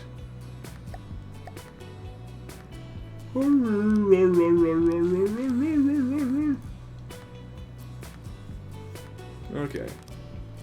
weird dog noises aside, eventually I figure out math and how this actually works. Yeah, I do that, and then I realize that my spacing out trick isn't gonna work so well when there's some space left over. So, you gotta fix that. Gotta fix that right now. Are you fixing it, BorderWise? Yes, you are. Good boy. Good boy! You're doing it right. See, this is positive reinforcement for past me. Past me needs that. He works hard. Present me, not so much. Present me is watching this backseat gaming like a champion with his shirt off because it's hot. Did I mention that before? I should stop mentioning that. That sounds weird. It's like, hey guys, like support me on Patreon, you'll get shirtless pics. You absolutely will never get shirtless pics. No matter how much money you send my way. I will be shirtless for free or not at all. And whether you see it is entirely up to coincidence or accidents. Okay, what is going on here? What are you doing now, BorderWise? Tell me your secrets. Tell me your secrets. I'm leaning forward in my chair now. I'm interested. Come on, you gotta do more than that. Okay, so you got enough ducker for this particular missile array, and now you're gonna make it. And it was as I was mucking around with these that it occurred to me, hang on, we could make these things kinetic missiles because I've been having so much fun with them recently. Yep, right there, right here is where I go,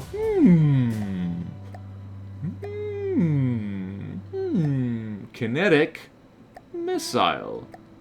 Missile that is kinetic. The one turn is basically just a replacement for a fuel tank, by the way. Like, I know that you technically don't need them on active radar seekers, but I just like to use them anyway because it gets them pointed in exactly the right direction. A little bit of extra idiot proofing. And, yep, reinforced body. Gotta make it go fast. So its impact damage per meter per second is 18.52 times 261, which is a reasonably big number. And that's all I know. Okay then. What are you doing, BorderWise? Are you smelling your own mustache? Because you don't have one, you shaved it off. You can't sniff something that's not there. It's like trying to sniff a unicorn. I mean, you technically can do that. Rhinoceroses do exist. Apparently they stink. They're like, I don't remember why I was googling this, but I was googling what rhinoceroses smell like, and their urine apparently is nasty.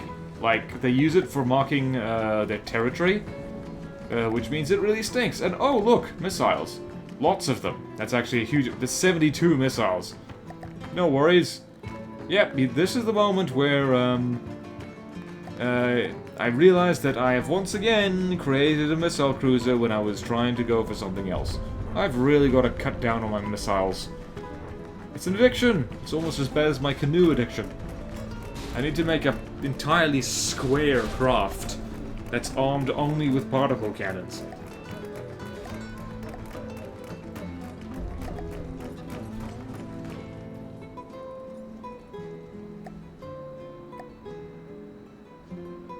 And we're still kind of doing a durability test. Were we? I can't remember. But yeah, so these kinetic missiles kind of do okay, I guess. I really should test that that kinetic array just on its own, without aircraft chucking things around willy-nilly, because I'm not sure how much practical damage it actually does. I do know that this is a... Excuse me, this is missile defense's worst nightmare. Because these things, put together, they have a lot of health. And you'll see, specifically I spawned in an iron cordon to test how well these things get through a lambs, and they get through really well, because they have a lot of health, and they move fast. Of course, wanted to test the material efficiency of this, and yep, just lost a patch of rubber. And yeah, just checking on my aircraft, who got shot down. Damselfly got hit in the face by something because the Crossbones has some pretty decent AA. pretty decent. And yeah, that's a decent amount of thump damage. And this is the point where I'm like, is that really enough thump damage? Because of course, I'm used to seeing what the basket shot can do. Which is a terrible yardstick for damage because it's so ridiculously strong. Yeah, I feel that missiles are probably all around one of the better weapons in From the Depths at the moment. Simply in terms of raw damage numbers. It kind of makes cram superfluous, to be perfectly honest with you. Because unlike, and ironically, missiles don't miss. Crams are very good at missing. Once again, I'm whining about cram cannons and how they're not good enough. They're not good enough, I say. They need to be gooder. Yes, they do lots of amounts of damage, but that's useless if you can't hit the thing, and they miss a lot. They are like a lot of miss. They are a lot of archaic term for unmarried girl. Miss. Mostly miss. Missiles are misses. They're taken. They're in demand, which is why they got married. And cram cannons are still single, because, like, you know, I'm the only I'm the only one who likes them, or so it feels sometimes. That is a complete lie, and everything I just said was really weird, and you should probably ignore it and not dwell on it too long. But yeah, they're like, well, here instead dwell on the fact that I finally noticed that my paint job was not particularly good, and I needed to do over. Or do a do-over. And I probably actually, yeah, I totally did that in the wrong direction. I should have painted the other thing in the other direction. You can tell that by this time I had been building for like an hour and 40 minutes or so. So the old brain wasn't doing so hot. It was running on fumes. It was focusing on, well, here's the thing, is like, you see me stuff up so much in the building process, like frequently, like here, there, and everywhere. And if working on the periphery of the film industry, because that's actually what I do when I'm not YouTubing, it's taught me anything, it's not the stuff up, it's how you deal with the stuff up. Valuable life lesson, because you will stuff up, doesn't matter who you are, what you're doing, you will cock it up, something spectacular. And the trick is knowing how to fix that cock up, whatever it is. Like, you need to uncock it. You need to take responsibility for the cock and fix it. And that was a poor choice of words. Not sure how deliberate that was. And this is me just testing how high those missiles go and seeing like, okay, the towers I build next to that should probably be lower than that. Simply so the missiles don't go wee and just blow up my old radio antenna and stuff like that. Alright, what are you doing? Alright, this is me considering the missiles, thinking, kinetics or no? Kinetics or no? Which is a good question, I suppose. Good question. Right, and what are you doing now, BorderWise? What are you doing now? What are you doing now? Probably stuff. This is damn long. If you're still watching, well done. You get a gold biscuit and a star again. And if you are the same person who suggested, what was it? The air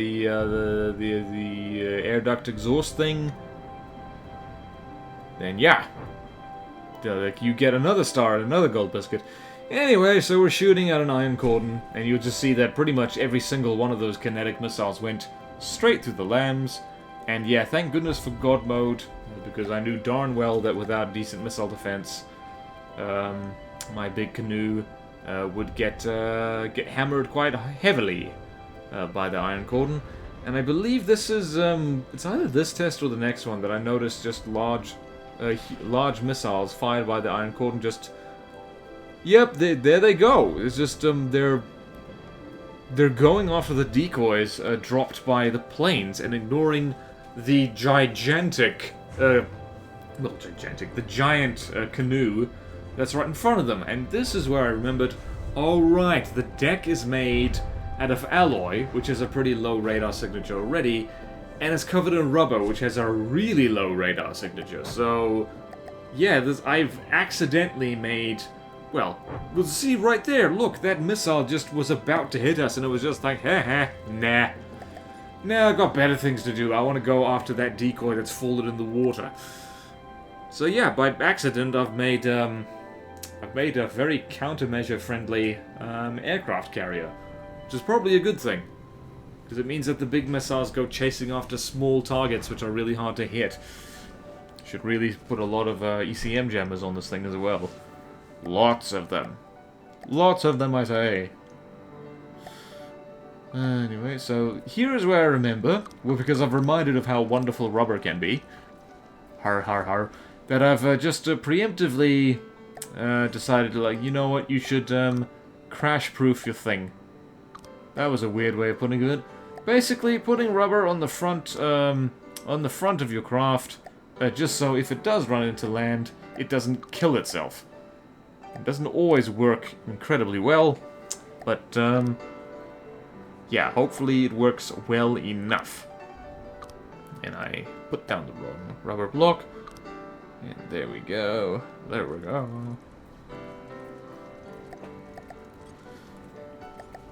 And of course, this is one of the things I do, is that I build while the combat's going on. And that's not a super good idea.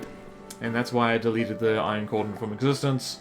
Because we knew what was going to happen. It was going to get selectively bum-rushed by all the aircraft. And by the big canoe. And yeah, so this is actually totally in fitting with the rubber terrain proofing that we were doing. Spawning in the Strolling Mark II, because there's a sub-object on it that we need to use and save. Hello, my big beautiful girl. You are looking so good. You always do. I'm a good ship boyfriend, I swear. Although, I'm also like... This is another thing that cropped up on the stream. And it's one of the reasons why you should totally check out the streams I've done. Things get weird. You think I'm talking weird during, like, this video? The streams, oh, they get wacky. You don't know where the conversation's gonna go.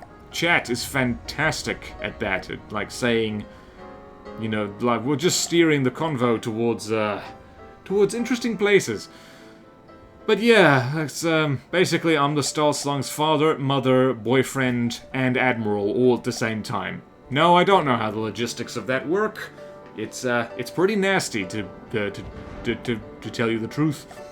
Did I develop a stutter right there? To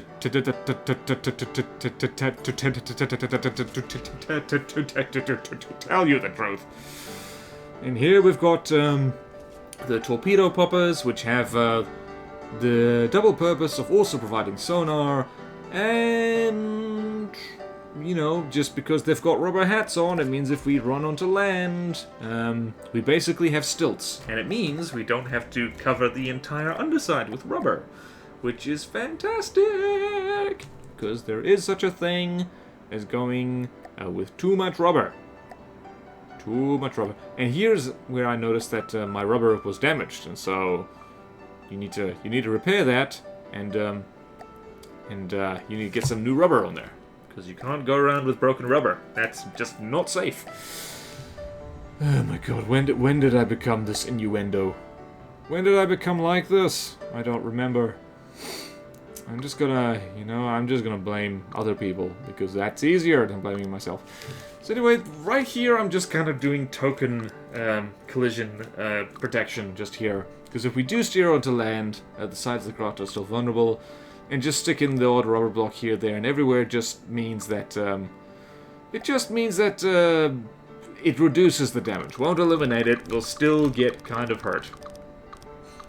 But I didn't actually want to go completely ham with the rubber, because if you go completely ham with the rubber, it does compromise your armor, because rubber is good at lessening radar and sonar detection, and it's good against collision damage. It's pretty useless at everything else. I actually remember it used to be actually good at stopping thump damage, like, because collision damage and thump damage is actually the same thing. That's been fixed now, so you can no longer make a rubber canoe and have it be completely and utterly Megalodon-proof. And that is why the Songkiller Mark II, which is my big scary submarine, originally built to deal with the singularity, it's not going to be... I just realized I put mirror mode wrong. Oh, no. What are you doing, passporters? Anyway, the Songkiller Mark II is probably not going to have any rubber on it. Simply because. Except in strategic locations. BorderWise, you've got to... Thank you. Thank you, thank you, thank you. Thank you. Alright, this is the part where I decide, you know what, let's make slightly more conventional missiles with explosions and EMP and other fun stuff. Oh boy. Oh boy, oh boy, oh boy. Okay, no, hang in there. Hang in there. Everyone else is hanging in there. You can also hang in there, BorderWise. But I want to take a nap. Well, you can't. Why not? Because as you're recording on this right now, it's 8:30 at night. It's going to be bedtime in just a few hours. You can't nap right now. Oh, but I really want to. No, shut up. You watch your past self fiddle with missiles and you will like it. Okay. That's better. Good boy. Present BorderWise. Who will be past BorderWise in the future. Time's weird like that. So anyway, this is, what is happening now? Iron Gordon again. I'm not sure why are you combat testing right now? Why are you combat testing? What is your oh right, it's just to see how the new missiles deal with the LAM system, and they don't deal as well. A few of them do get zapped. Lots of EMP though. Lots of EMP. And I'm just looking at the damage numbers up there and thinking, that's okay, I guess. That's okay, I guess. That's okay, but it could be better. It could be way better. And now I'm officially out of caffeine. Oh dear. Life is hard and then you die. And if you're really lucky, I actually had no idea where that sentence was going. I was too busy watching the glorious sight of an Iron Cordon being destroyed. I remember when the Iron Cordon was... Ironically, the Iron Cordon is a lot less scary than it used to be, because it used to be a really horrible combination of a Bulwark and a Trebuchet, just with big scary guns. And now it's got large missiles with no signal processors on it, which means that a decent radar transmitter flare just, you know, makes the thing almost helpless. It's almost sad. Almost sad. It's like, yeah, it's weird. Over the course of From the Depths development, some of the scariest craft of the game are considerably less scary now. And some of the most mild, unthreatening craft have been made, I think, way more scary. I think, I say mild and threatening. I can't actually think of a good example. Trying to remember, what's an example of a thing that out of nowhere became terrifying, whereas before it wasn't? I don't think there was a good example. I think mainly it's just new craft added with more updated meta. Goodness knows what was the thing? The Steelstrider's Thresher Shark certainly gave me a shock when I first spawned that, and it's like, oh my word, this is the Cesar, or Kezar, never could agree on how that thing was pronounced, on crack cocaine! It's scary as hell. Anyway, so we're just going with kinetic missiles, and because I like them, and because the whole point of them is to overwhelm lambs, so that the missiles fired by the planes, or aircraft rather, can have a go at it. I believe this is the point where, yep, it's time for a new ammo compartment. A new, big, sexy ammo compartment. Specifically, what are you doing? What are you doing? What are you doing? What are you doing? I actually don't know what past me is doing. Hey, finish what you started. Oi! Oi! Oh, he was checking that he'd left air gaps. Just to be sure. Now he's going back the other way. This is thrilling. We get to see the insides of this, and it's not going to win any prizes for aesthetics. Because there's no McWalrus in here. Absolutely none. I never put fast food on my ships. Only slow food. Actually, my crew doesn't need feeding. They live off oxygen and water. They are Shin Godzilla. That's the secret to my success. Just, you know, I've got Shin Godzilla spawnlings, and they are the crew. So they don't need to be fed. They just feed on a steady diet of oxygen, water, and nuclear radiation. But only when they've been good. And if they haven't been good, well then no radiation for them. Because radiation is expensive. Seriously, ever seen how much RTGs cost? They're radioactive. They totally are. Totally are. Alright, so once again, ammo compartment time. Also, I don't remember who told me about this trick, but whoever you are, you also get a gold biscuit and a star. Lots of, lots of gold biscuits and stars being handed out today. I hope I can afford it. I think there are actually people who have bought stars, actually. It's like you can pay a large sum of money to basically have a star named after you, or something like that. It's like, it's a shockingly decadent thing to do, because trying to, like, the very concept of ownership is already kind of iffy, which is why not all cultures throughout history have, like, rolled with it. But claiming ownership over something that is literally millions of light years away is, alright, how do you prove it? Well, I have this piece of paper that says it's mine. Has the star read that piece of paper? Well, no. Well, then it doesn't mean anything, does it? Your star named Stacy might as well be named Margaret, and might as well have nothing to do with you at all. So yeah, there's more missiles incoming here, because I've decided, you know what, we need large missiles, because the missile meta needs to be emphasized is pretty strong at the moment. Pretty darn strong.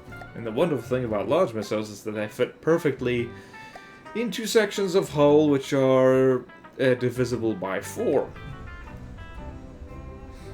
Also, I swear I have never used the 4x4 large missile hatches. Who on earth uses them? They're a waste of space. Waste of space, waste of time. Alright, so here's some interesting things. Basically, I figure out that you need to sink these things into the hull in order to get appropriate length for them, because they're too short. Because there's a minimum number of stuff that needs to be on them in order for them to actually be workable. And if they're not workable, well, that's just no good then, is it? Yep, you didn't think that one through, BorderWise. Okay. Shifting seats on the seat. That's my song, copyright 2021. Please no steal. And copy paste, yes. Okay, so, like, really the main thing to take away from these Let's Builds is that I really do not plan ahead when I do anything in From the Depths. Which is a problem, because this is the kind of people who can plan their builds out ahead of time tend to have way more fun with this game than, well, actually, no. Disregard that. Like, no guarantee of more fun, because when they fail, they're really unhappy. If I fail with something I didn't plan out, I'm just like, oh well, it's because I didn't plan it. And then when I do manage to make something awesome, that I totally didn't plan at all, I'm like, wow, I am a genius. I don't say that often for very good reason.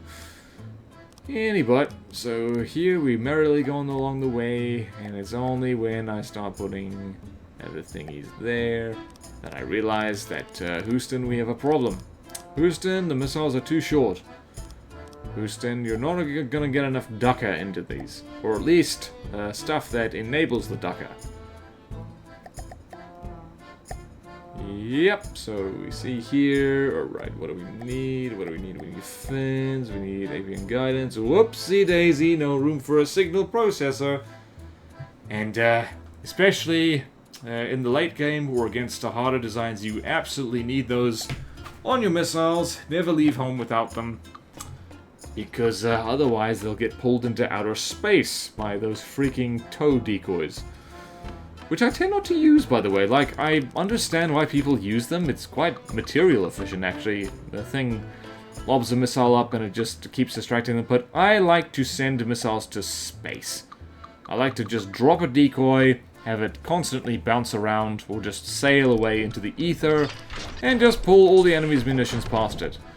Which generally works pretty well, except if the enemy is using very maneuverable large missiles, which can kind of, you know, they follow the decoy, and then they kind of change their mind, and then they come down on top of you, which tends to happen quite a lot with... What does that? What does that? I think it's huge missiles have a really annoying habit of doing that, in fact. So, yeah, the Great White, actually, the missiles on that have a really annoying habit of just, they will happily follow your decoys into space, and then they will friggin', you know, do a 180 in space and come down on top of you, which is really annoying. I hate it. Hate it, I do. Oh boy.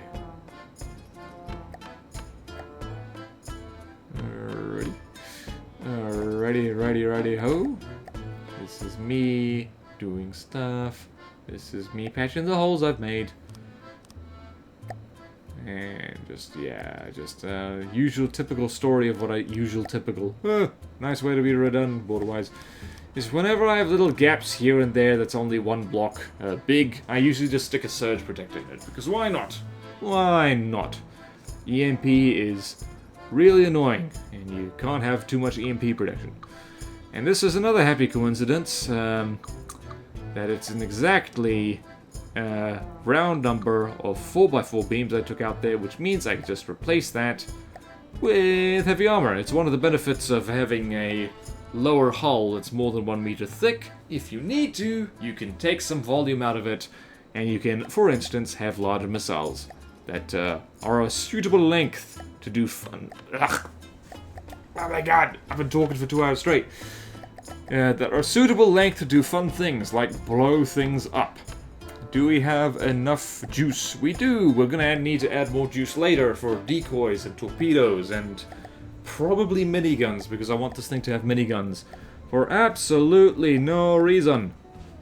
Is this a safe way of doing anything with an aircraft carrier? Nope. And yeah, we're just gonna leave off fighting a bulwark, simply because bulwarks are fun to shoot at. Should test this against my upgraded bulwark, actually. That'd be pretty fun. At this point, I think, wow, you're taking that damage extremely well, and I completely forgot that God mode was enabled. So, there comes a point where I think I do turn it off, just because I want to see how well this thing tanks damage, with basically no active defenses at all. And yep, lots of thump damage. That poor lambs doesn't have a hope in hell. And the bulwark is having a very, very bad day. Especially because huge missiles are coming in and making a bit of a mess of things. Well, a good mess. For me, at least. Not so good for the bulwark. Bulwark is having a bad mess. Bulwark is having a bad mess day. So yeah, you see there, and what's happening over here? Lots of missiles, lots of missiles. There's, as someone told me the other day, there's good reason why missiles are the bee's knees in modern naval warfare, because cannons are just kind of not the main deal anymore. Why fire at a thing that's probably gonna miss when you can have something that has miss in the name, which acts as voodoo, which ensures that it doesn't miss at all. And here we have the Locusta taking a bath because it got zapped in the rotors. And here's me just wanting to combat test the thing, just to make sure that it can take a bit of a tickle. And very convenient thing about being so flat is that it's hard to hit. And then, yep, that that extra armor I stuck on the side there turned out to be a pretty good move, because it just means that the difference between that shell penetrating all the way and just penetrating 3 meters deep. So yeah, that's basically it for for this episode at the very least, this very long episode of Let's Build. Aircraft carriers are fun to make, I have decided. Haven't finished this one yet, and of course it's the first one I'm doing a Let's Build with, so well, it's probably going to suck in multiple ways that I'll probably only find out months from now after dozens of hours of combat tests. But yeah. So yeah, it's like I do quite like it. It's very plain. It is extremely plain. I'm gonna need to come up with all kinds of ways to make it more sexy, but that is a problem for another day. So, on that merry note, thank you all so much for watching. Please like, comment, subscribe if you want to see more videos like this, and especially if you want to see longer videos like this one. Deacons, hell, this was an experiment. And support me on Patreon or YouTube membership if you like. It really helps. And there's fun perks in it for you.